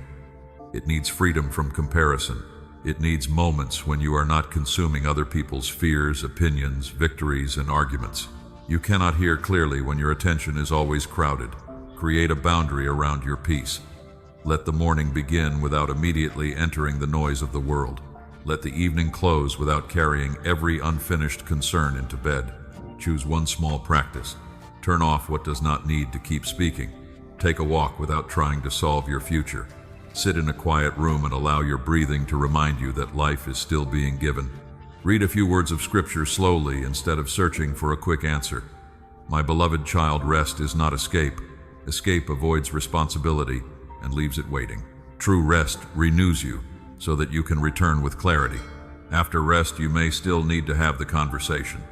You may still need to make the decision, complete the work, or face the difficulty, but you will face it from a different place. You will not speak from the edge of collapse. You will not call panic wisdom. You will not let exhaustion make every option seem hopeless. My beloved child, there are people who may resist your new rhythm. They benefited from your constant availability. They became accustomed to immediate answers, endless patience, and access to your energy whenever they wanted it. When you begin resting, they may accuse you of changing. Do not become angry. Simply remember that a healthy boundary often feels uncomfortable to those who preferred you without one. You are allowed to become less available to chaos. You are allowed to protect your sleep. You are allowed to leave a message unanswered until morning. You are allowed to say that your body and mind need recovery. This is not selfishness. It is stewardship. My beloved child, I gave you a life to care for, not a life to spend recklessly in order to prove that you are good. Rest also teaches humility. It reminds you that the world continues when you step away. It shows you that some problems resolve without your interference. It reveals which responsibilities are truly yours and which ones you picked up because silence made you uncomfortable. As you rest, you will begin to notice how much unnecessary weight you have been carrying. You will hear the difference between my invitation and another person's pressure. You will recognize that peace is not the reward at the end of obedience. Peace is often the place from which obedience begins. My beloved child, do not wait until your body forces you to stop. Choose rest before collapse. Choose quiet before confusion. Choose prayer before panic. Let rest become a regular act of faith, not an emergency measure after everything has gone wrong. I am not asking you to abandon your calling. I am teaching you how to carry it without losing yourself. You will work again. You will serve again. You will give again. But you will no longer believe that love is measured by how completely you drain yourself. You are loved while you are still. You are held while you sleep. You remain mine when nothing is being produced. My beloved child, receive that truth without arguing. Rest in my care. Let your strength return. And as your mind becomes clearer, you will begin to see the next step that freedom requires. Rest prepares your heart, but freedom also asks for a decision. Soon you must choose what you are finally willing to release. My beloved child, soon you must choose what you are finally willing to release. Rest has made space for you to hear clearly. Now clarity must become action. You have prayed for freedom. You have asked me to remove confusion, restore peace, and lead you into a life that feels honest again. Yet freedom does not grow only from what you desire. It grows from what you decide. There comes a moment when understanding is no longer enough. You already know which pattern leaves you empty. You already know which relationship keeps pulling you back into doubt. You already know which fear has been making your choices. My beloved child, I am not saying this to rush you. I am saying it because endless hesitation can become another form of bondage. You keep waiting to feel completely ready. You believe courage will arrive without trembling. You imagine that the right decision will remove every question before you take the first step. But courage often appears while your hands are still shaking. Obedience often begins before your emotions agree. A clear decision does not mean you feel no sadness. It means truth has become more important than temporary comfort. My beloved child, holy decisiveness is not anger. It is not closing a door to punish someone. It is not making a dramatic promise because you are tired. It is a calm agreement between your heart and what I have been showing you. You say, this can no longer continue. You say, I will not keep returning to what destroys my peace. You say, I may not know every step ahead, but I know I cannot remain here. That is where freedom begins. When Joshua stood before the people, he asked them to choose whom they would serve. The moment required more than good intentions. They could not keep one foot in trust and the other in the habits that had shaped their past. A divided heart cannot walk steadily. My beloved child, you have tried to keep every option open. because closing one felt too final. You wanted the new life, but you also wanted the old comfort available in case the new road became difficult. You left a small opening, one message you could send, one excuse you could use, one secret path back to the pattern you said you wanted to leave. Then, when loneliness or fear arrived, you returned through that opening. Do not shame yourself for this. Simply understand why the door must close completely. A boundary that exists only when you feel strong is not yet a boundary. A decision that changes whenever another person becomes emotional is not yet free. A promise that depends on perfect circumstances will keep being postponed. My beloved child, prepare for the weak moment before it comes. Remove the easy path back. Tell a trustworthy person what you have decided. Change the routine connected to the old habit. Write down why the decision matters so fear cannot rewrite the story later. Practical wisdom is not separate from spiritual faith. It is one way faith protects what has been planted. When Noah received instruction, he did not only believe that rain would come, he built. His trust became visible through repeated action. Your freedom will also become visible. It may look like ending a conversation when disrespect begins. It may look like deleting what keeps drawing your attention into darkness. It may look like saying no without giving a long defense. It may look like choosing sleep instead of another night of anxious scrolling. It may look like asking for help before you return to the place that once numbed your pain. My beloved child, small decisions can carry great spiritual weight.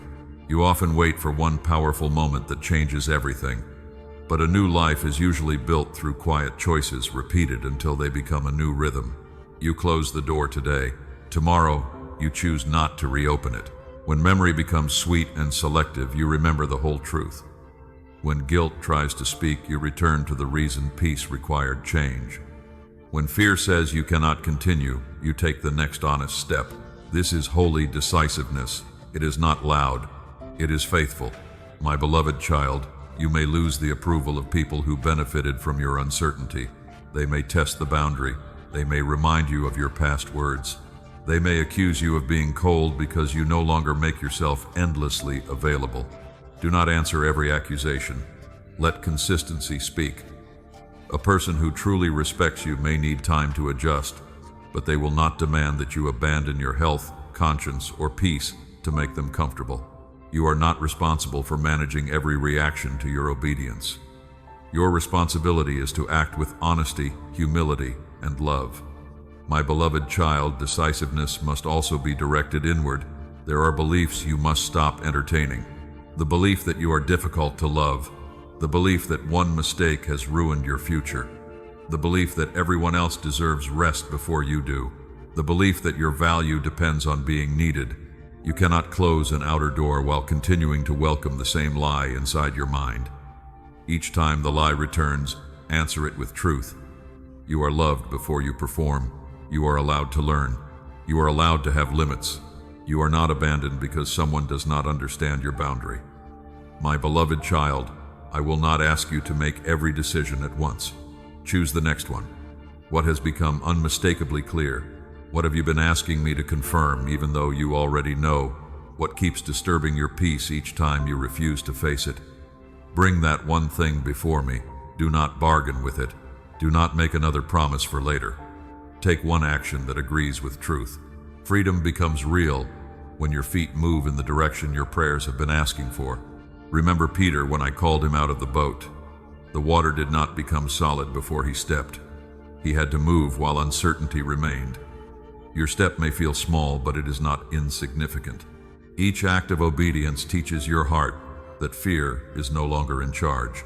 Each boundary strengthens the person you are becoming. Each honest no creates space for a truer yes. My beloved child, I am not standing behind you with disappointment. I am beside you with strength. When your resolve weakens, return. When grief rises, let me comfort you without reopening what needed to close. When you question yourself, examine the decision in peace, not panic. I will guide you with patient love, but I will not force your hand. Love invites. Truth reveals. Freedom requires your agreement. So choose with a quiet heart. Choose without revenge. Choose without needing everyone to understand. Choose the life that no longer requires you to betray your soul. And when the old door closes, do not be surprised if you miss what was familiar. Familiarity can feel like safety, even when it has become a prison. That is the next truth I must show you. My beloved child, familiarity can feel like safety, even when it has become a prison. You know the shape of it. You know the words people will say, the pattern they will repeat, the disappointment that will follow, and the way you will explain it to yourself afterward. Nothing surprises you anymore. That is why you remain.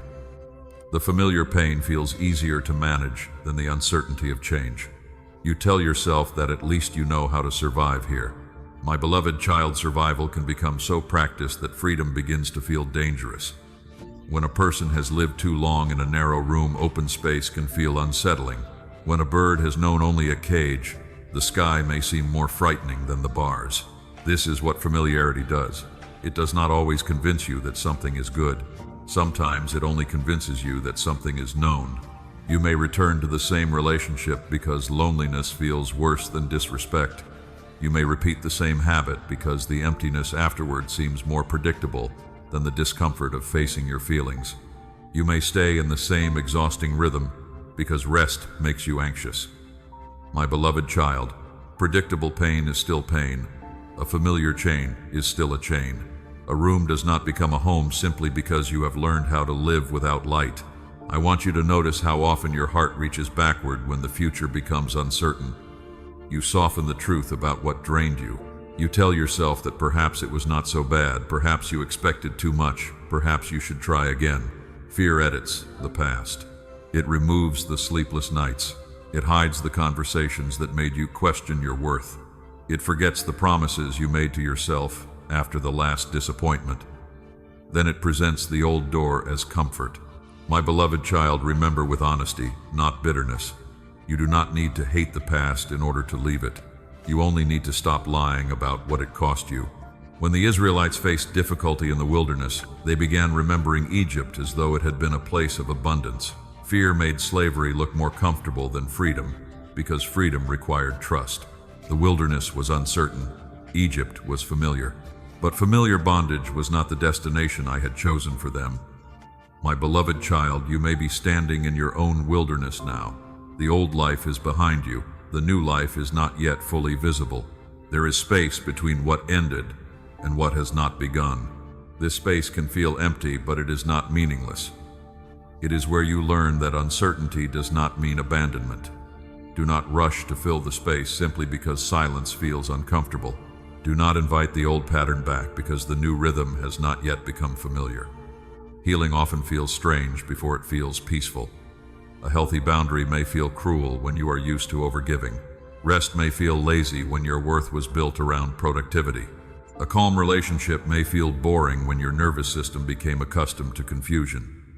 My beloved child, do not mistake unfamiliar peace for emptiness. You have lived with noise for so long that quiet may feel like something is missing. What is missing may be the chaos. Let it remain missing. You are not required to recreate tension simply because tension once made you feel alert. You are not required to chase someone simply because uncertainty once felt like love. You are learning a new language, the language of consistency, the language of boundaries, the language of receiving without proving, the language of peace that does not disappear each time another person changes their mood. My beloved child, this new language will take time. You may feel awkward saying no. You may feel guilty after choosing yourself. You may wake up and question a decision that felt clear the night before. This does not mean you should return. It means your mind is adjusting to a life where fear no longer leads. Old patterns often speak after the door closes.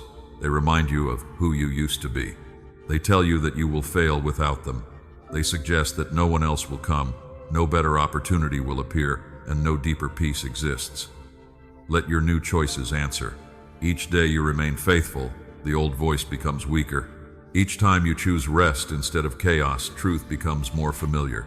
Each time you honor a boundary, your soul learns that safety does not require self-abandonment. My beloved child, there may be people who invite you back into the version of yourself they understood. They may say you have changed.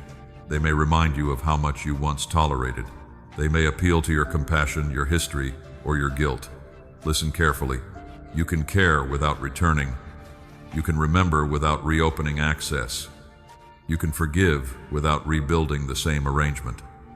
What was familiar to them may have been harmful to you. My beloved child, change also requires patience with yourself. Do not expect a lifetime of conditioning to disappear in one day.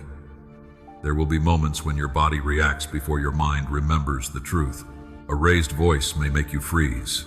Silence from another person may make you assume rejection. An unfinished task may create guilt, even when you need rest. Pause in those moments. Place your hand over your heart. Breathe. Remind yourself that the present is not always the past repeating. You are allowed to respond differently now. You are allowed to take time. You are allowed to ask what is true before fear supplies an answer. My beloved child, I am not leading you into an empty future. I am creating room for relationships that do not require constant recovery, room for habits that restore instead of numb, room for work that has boundaries, room for joy that does not need to be followed by shame. The space you fear is not a punishment, it is preparation. A farmer does not call a cleared field useless because nothing is visible yet. The empty soil is where the next season begins. Trust the field. Trust the quiet. Trust the work happening beneath what you can see. My beloved child, there is still one reason familiarity has held you so tightly. Some old places are connected to wounds you never fully faced. You returned because the pattern matched what you had already learned to believe about yourself. You accepted less because part of you expected less. You remained silent because an earlier pain taught you that speaking would not change anything. These wounds are not reasons for shame. They are places that need light. The next step is not only to leave what is familiar, it is to understand why it felt like home. My beloved child, let me enter those buried places with you. There are memories, losses, and words you carried quietly for years. They have shaped your choices from beneath the surface. Now it is time to bring those buried wounds into my light. My beloved child, now it is time to bring those buried wounds into my light. You have carried some memories for so long that they no longer feel like memories. They feel like part of your personality. My beloved child, I am not asking you to tear open every wound at once. I am asking you to stop pretending that what happened no longer affects you. Some wounds came through words. A parent spoke in anger, and part of you believed the sentence forever. A person you trusted withdrew love when you needed it most. Someone compared you, ignored you, betrayed you, or made you feel that your needs were too much. The moment passed. The words remained. They became quiet instructions inside your mind. Do not ask for too much. Do not trust too quickly. Do not show weakness. Do not expect anyone to stay. My beloved child, these instructions were written by pain, not by me. You have followed them because they once helped you survive. But survival is not the same as healing. A bandage can protect a wound for a time, but it cannot remain forever. At some point, what is hidden must be cleaned, examined, and allowed to breathe. This is what my light does. It does not expose you to shame you. It reveals what has been hurting so that healing can reach it. My beloved child, remember the woman who came to Jesus after years of suffering. She had spent her strength searching for relief, and she approached, believing that even a small touch might change something. When healing came, Jesus did not allow her to disappear into the crowd, as though she were only a problem that had been solved. He called her daughter. He restored more than her body. He restored her place, her dignity, and her voice. That is how I meet you. I do not see only the wound. I see the child who carried it. My beloved child, I am not angry with those parts of you.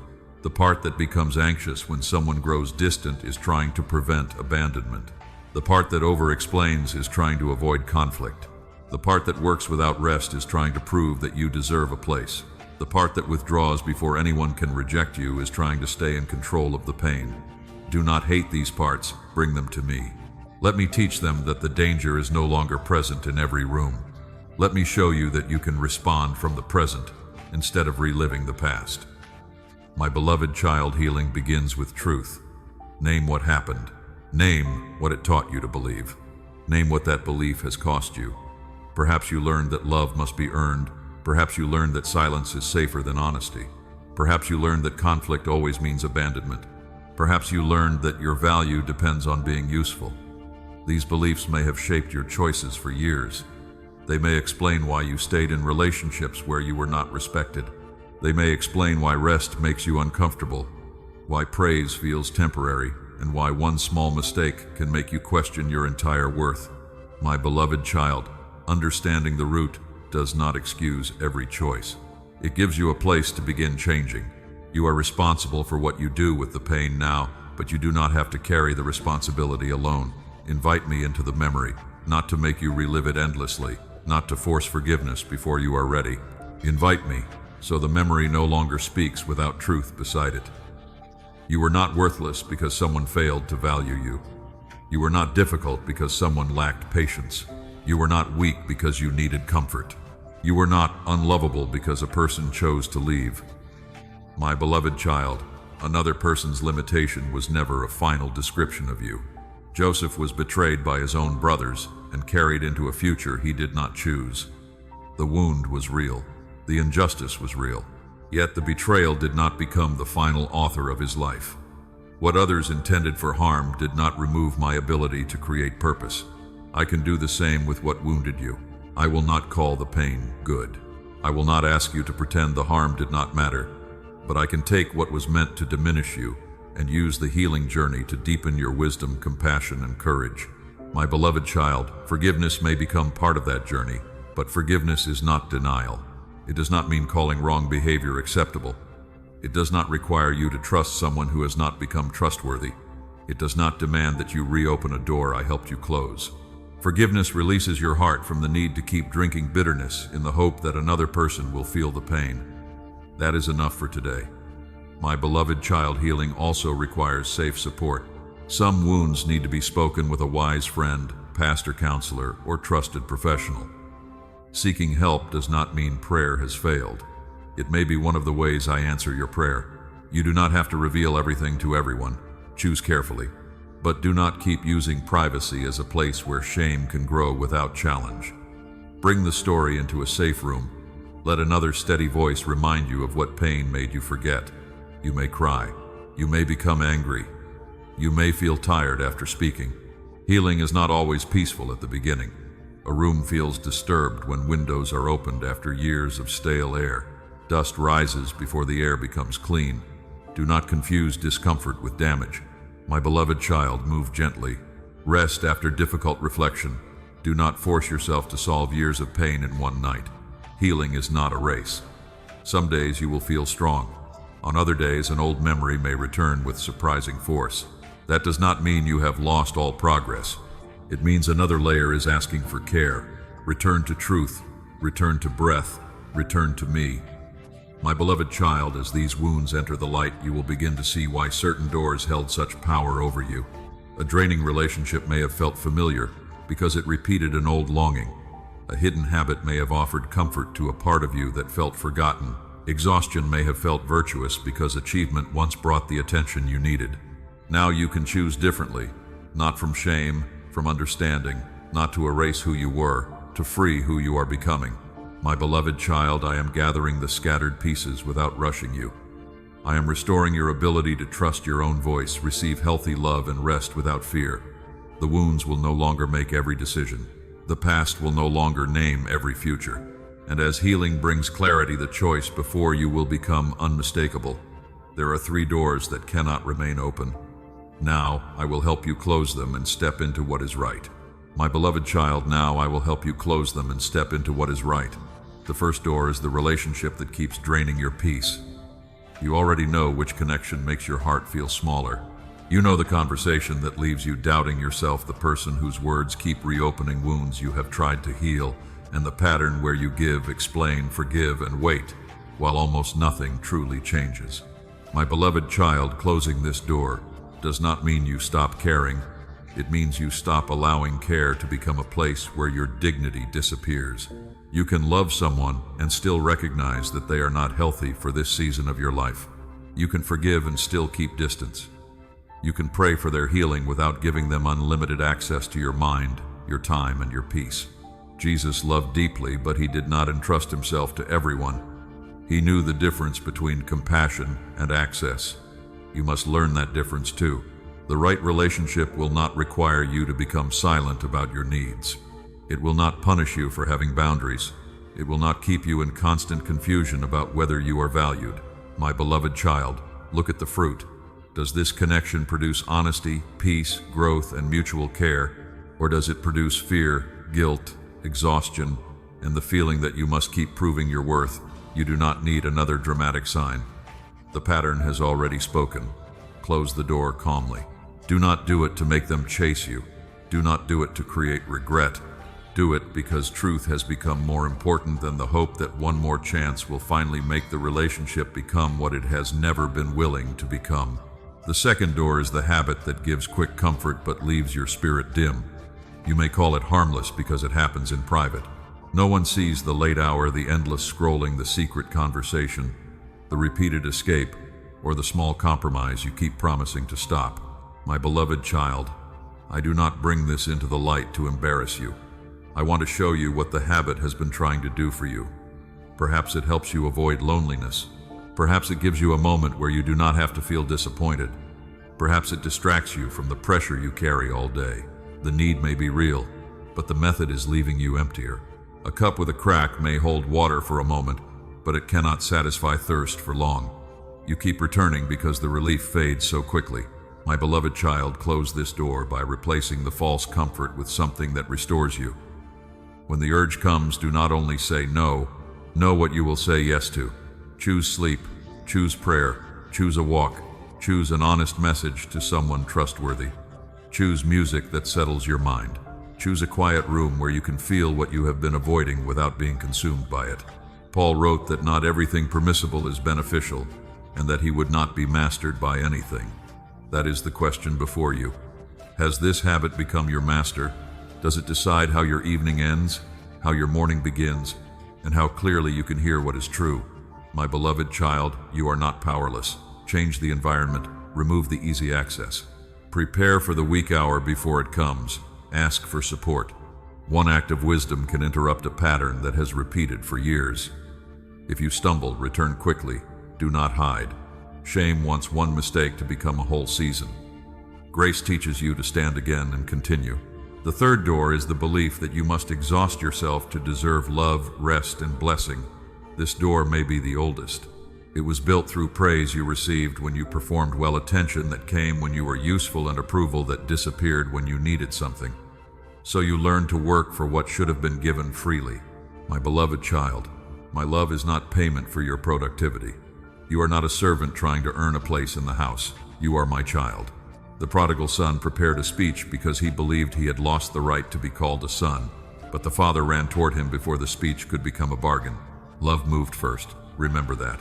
You do not have to collapse before you are allowed to rest. You do not have to finish every task before your body deserves care. You do not have to keep everyone happy before your heart may become quiet. Close the door on the belief that constant strain makes you faithful. Sometimes faithfulness looks like stopping. Sometimes obedience looks like sleeping. Sometimes courage looks like admitting that you cannot carry another person's burden without losing your own health. My beloved child, these three doors are connected. A person who believes love must be earned will stay too long in draining relationships.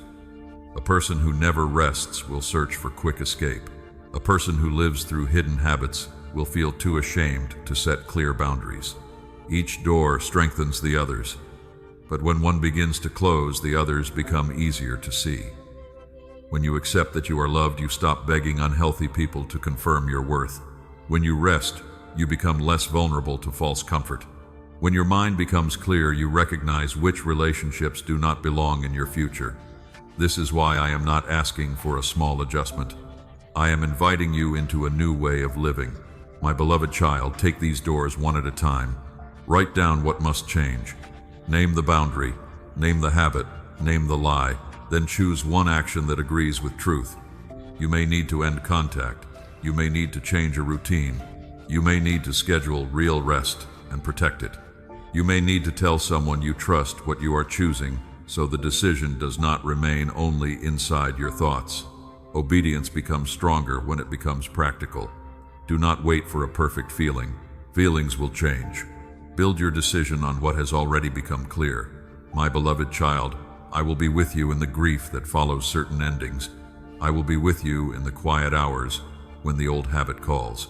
I will be with you when guilt says you should be doing more. You will not close these doors alone, but you must place your hand upon them. You must agree that what keeps stealing your peace can no longer keep entering freely. The space ahead may feel unfamiliar, but unfamiliar does not mean unsafe. It may simply mean your soul is finally learning how freedom feels.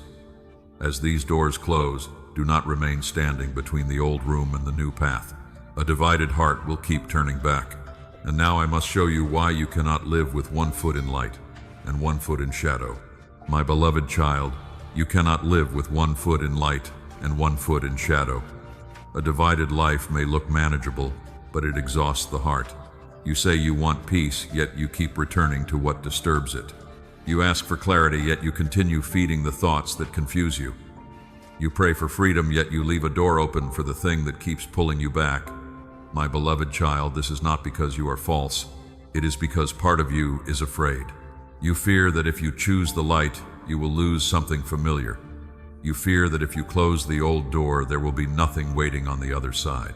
You fear that the new life will ask more of you than you are ready to give. So you remain between places. You take a step forward, then look back. You set a boundary, then weaken it when guilt speaks. You choose rest, then punish yourself for stopping. You remove the habit, then keep the path back to it close enough to reach. My beloved child, this divided state feels safer than commitment, but it keeps your soul in tension. A house cannot stand when 2 voices keep giving opposite instructions. One says trust, the other says control. One says release, the other says hold tighter. One says you are loved, the other says prove it again. You cannot obey both. Jesus said that no one can serve 2 masters. He was not speaking only about money. He was revealing what happens whenever the heart gives authority to competing voices. One will always pull against the other. My beloved child, you must decide which voice will lead. The light does not ask you to be perfect.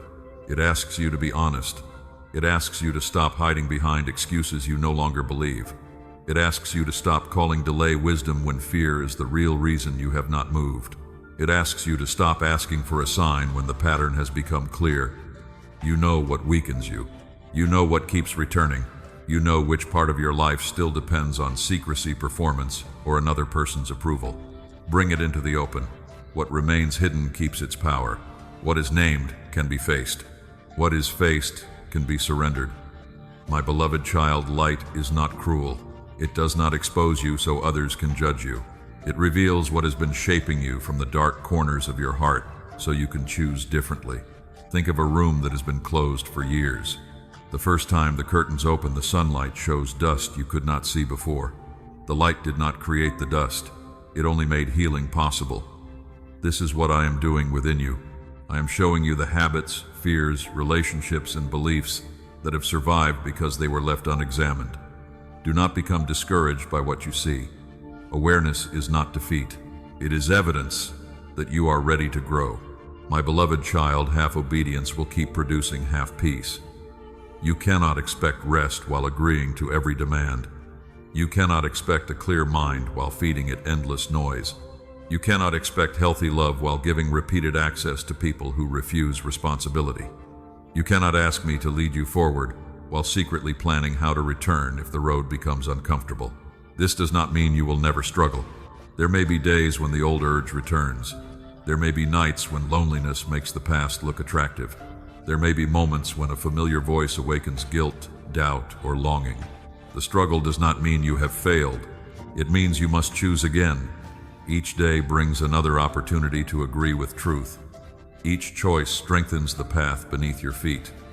My beloved child, remember Lot's wife. She left the place of destruction, but her heart remained tied to what she had been told to leave. Her body moved forward while her desire turned backward. Do not let your heart remain where your feet have already left. You may remember. You may grieve. You may honor what was once good.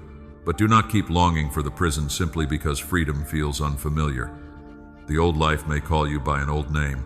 It may say you are the one who always gives in, the one who always returns, the one who cannot change, the one who needs approval. But that is not the name I am speaking over you. My beloved child, you are truly becoming someone who can stand in truth without becoming hard. You can close a door without hatred. You can refuse a habit without despising yourself. You can rest without apologizing. You can choose peace without explaining it to everyone. This is what it means to walk in light. It is not a life without weakness. It is a life without hiding. When you stumble, you return quickly. When you feel afraid, you tell the truth. When you need help, you ask. When an old pattern knocks, you do not invite it inside simply because you recognize its voice. My beloved child, the light will also change your relationships. Some people will come closer because honesty creates safety. Others may move away because they preferred your silence, confusion, or availability. Let their response reveal what you need to know. Do not chase everyone who becomes uncomfortable with your growth. A person who loves you may need time to understand, but they will not demand that you return to self-abandonment. The light may reduce your circle. It will deepen what remains. My beloved child, you have spent enough time living between two worlds. One world is built on fear, overthinking, pleasing, hiding, and surviving. The other is built on truth, peace, boundaries, trust, and love. You cannot build a new home while carrying the old foundation into every room. Choose what will remain. Choose what will leave. Choose which voice will have authority when your emotions become loud. And when you choose, make the decision practical. Change the number. Change the routine. Change the conversation. Change what enters your mind before sleep. Change the way you respond when guilt appears. A spiritual decision becomes stronger when your life agrees with it. My beloved child, I know this may feel costly. The light may require you to disappoint someone. It may require you to face loneliness for a season. It may require you to admit that something you defended for years was hurting you. But what you lose in bondage, you regain in peace. What you release in fear, I replace with steadiness. What you surrender in obedience creates room for what is true. Do not stand at the threshold forever. Step fully into the light. Let the old shadow remain behind you. Your freedom does not begin when every feeling becomes easy. It begins when your decision becomes clear. And when you release what has been holding you, heaven will begin to move in ways you could not see while your hands were still full. My beloved child, when you release what has been holding you, heaven begins to move quietly in ways you could not see while your hands were still full. You may think heaven has not responded because your circumstances still look familiar, but I am restoring the place from which you will meet those circumstances. I am strengthening your heart so the same pressure no longer controls you. I am teaching your mind to recognize truth before fear builds another story. My beloved child, release creates room. When your hands are closed around what is leaving, they cannot receive what is arriving.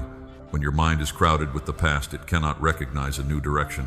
When your heart is still begging an old relationship to validate you, healthy love may stand nearby and still feel unfamiliar. This is why the empty space matters. Do not rush to fill it. Do not call it abandonment. Let the silence remain long enough for a new rhythm to form. A field must be cleared before seed can be planted. A room must be emptied before it can be prepared for another purpose. Pruning may make a branch look smaller for a season, but the gardener is not destroying it. He is making future fruit possible. Jesus spoke of the Father pruning fruitful branches so they could bear more. My beloved child, what I remove is not always evidence of rejection. Sometimes it is preparation. The relationship that ended may be making room for connections built on mutual care. The habit you released may be creating room for sleep, prayer, creativity, and a clear mind. The belief you surrendered may be making room for a life where you no longer have to earn every moment of love. My beloved child, heaven moves through alignment. As your choices begin agreeing with truth, your path becomes clearer. You notice what once escaped your attention. You recognize invitations that carry peace instead of pressure. You become able to hear wise counsel without defending the patterns that kept you stuck. This movement may appear through ordinary things. Ruth did not step into a restored future through a sudden display of power. She moved faithfully through grief, uncertainty, and ordinary work. In a field she did not own, through choices that seemed small, a new chapter began to form. My beloved child, your new season may also begin through simple faithfulness. Make the call you have been postponing. Complete the small task peace has placed before you. Keep the boundary. Go to sleep on time. Return to prayer without demanding a dramatic feeling. Heaven often builds great change through ordinary obedience repeated with a willing heart. My beloved child, do not measure progress only by what has appeared. Measure what no longer controls you. The message that once ruined your day now becomes something you can answer calmly. The memory that once pulled you backward now reminds you of how far you have come. The loneliness that once sent you back to harmful company now becomes a signal to seek healthy connection. The guilt that once forced you to overgive now leads you to pause and ask what is truly yours. This is freedom taking root. It may not look impressive to everyone. I see it. I see the moment you choose not to reopen the door. I see when you tell the truth instead of performing. I see when you rest before your body collapses. I see when you ask for help instead of hiding. These choices are not small to me. They are evidence that your soul is returning to the life I intended. My beloved child, there may still be resistance.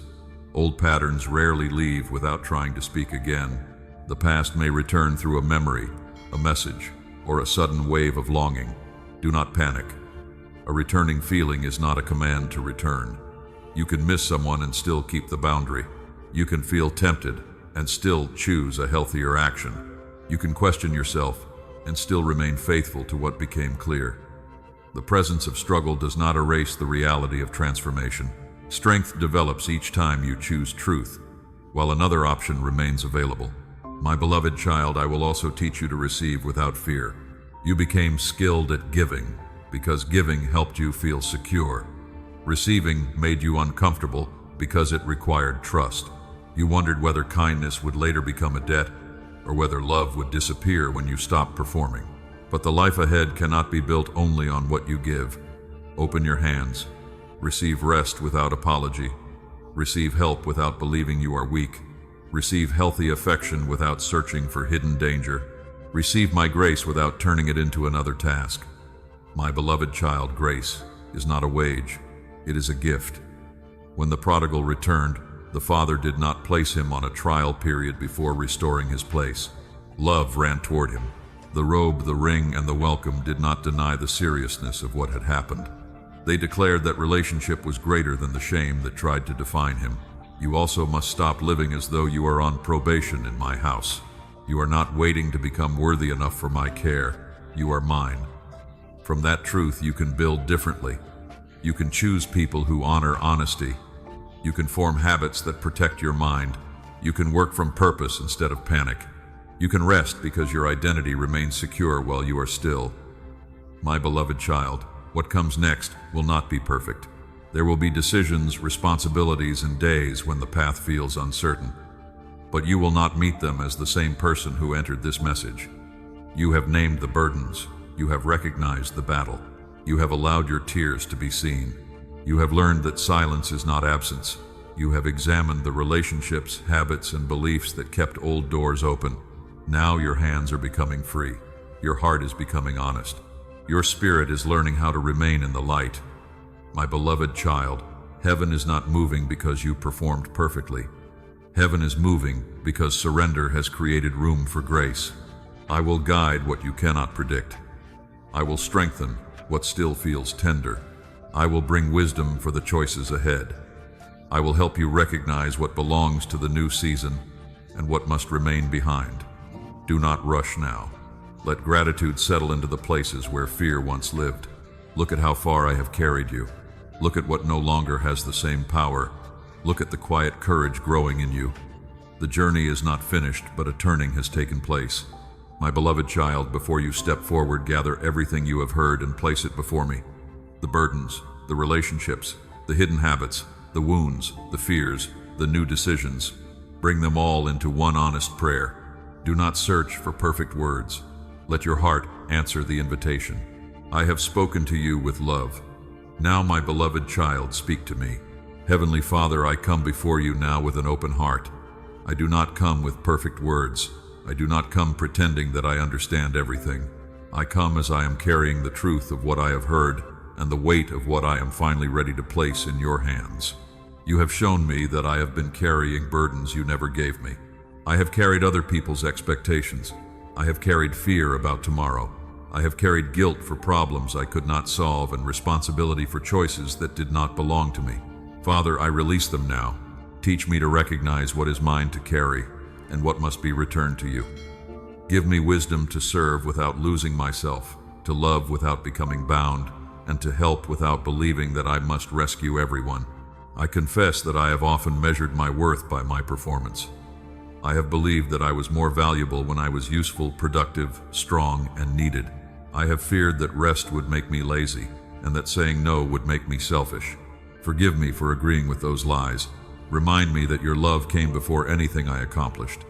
Remind me that I am your child before I am a worker, a helper, a provider, or a problem solver. Let that truth settle deeply within me. Father, quiet the noise that has been ruling my thoughts. When fear speaks quickly, teach me to pause. When anxiety paints the worst possible future, bring me back to what is true.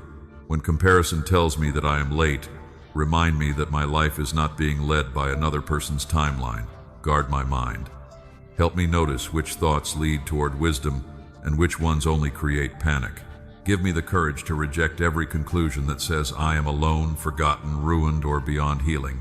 Your word says that you are near to the brokenhearted. Be near to me now. I bring you every tear I hid.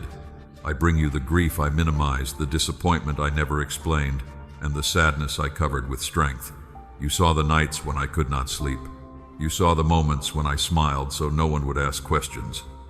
You saw the pain beneath my anger and the fear beneath my silence. Hold those wounded places gently. Heal the memories that still shape my reactions.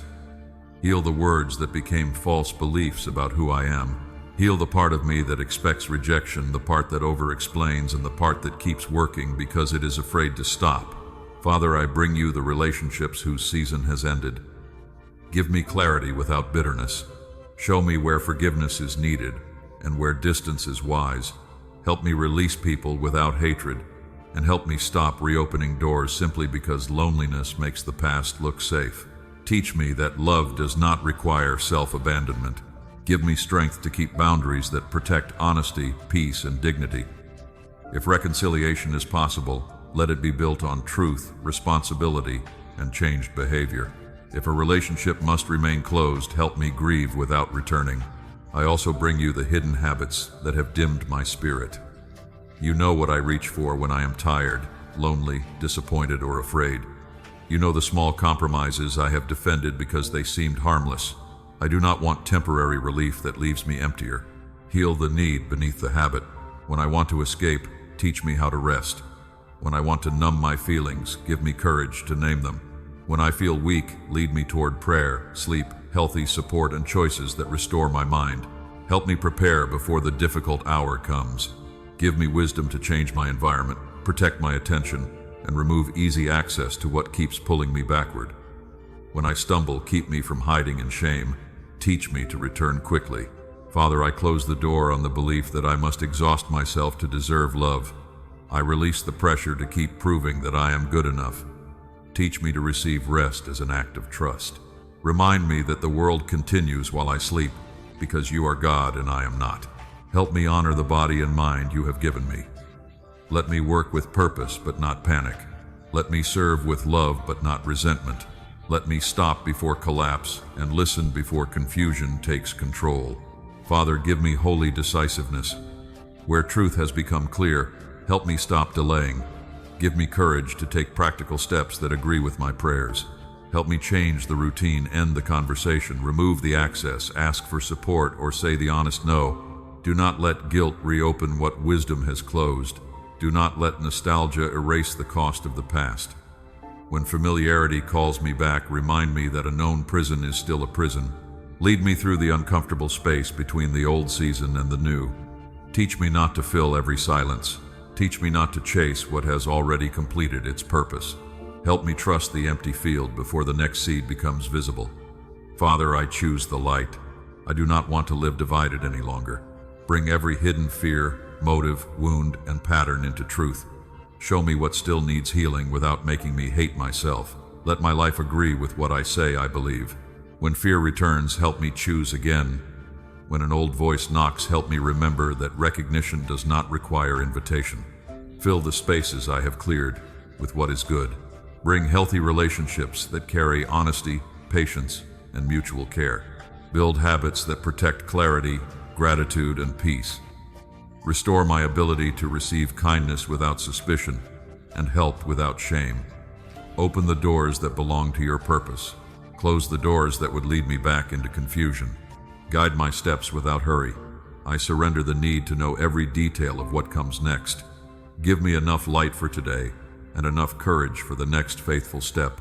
Father, when the road ahead feels unfamiliar, keep my heart from calling uncertainty danger. Remind me that you walked with Abraham before he knew the destination, guided Israel, and met your servants in places they had never expected. Teach me to move without demanding complete control. Let trust become stronger than fear, and let your presence be the home I carry wherever you lead me. Thank you for staying near when I thought you were silent. Thank you for seeing every tear. Thank you for correcting me without condemning me, and for leading me without forcing me. I place my past, my present, and my future into your hands. I release what has ended.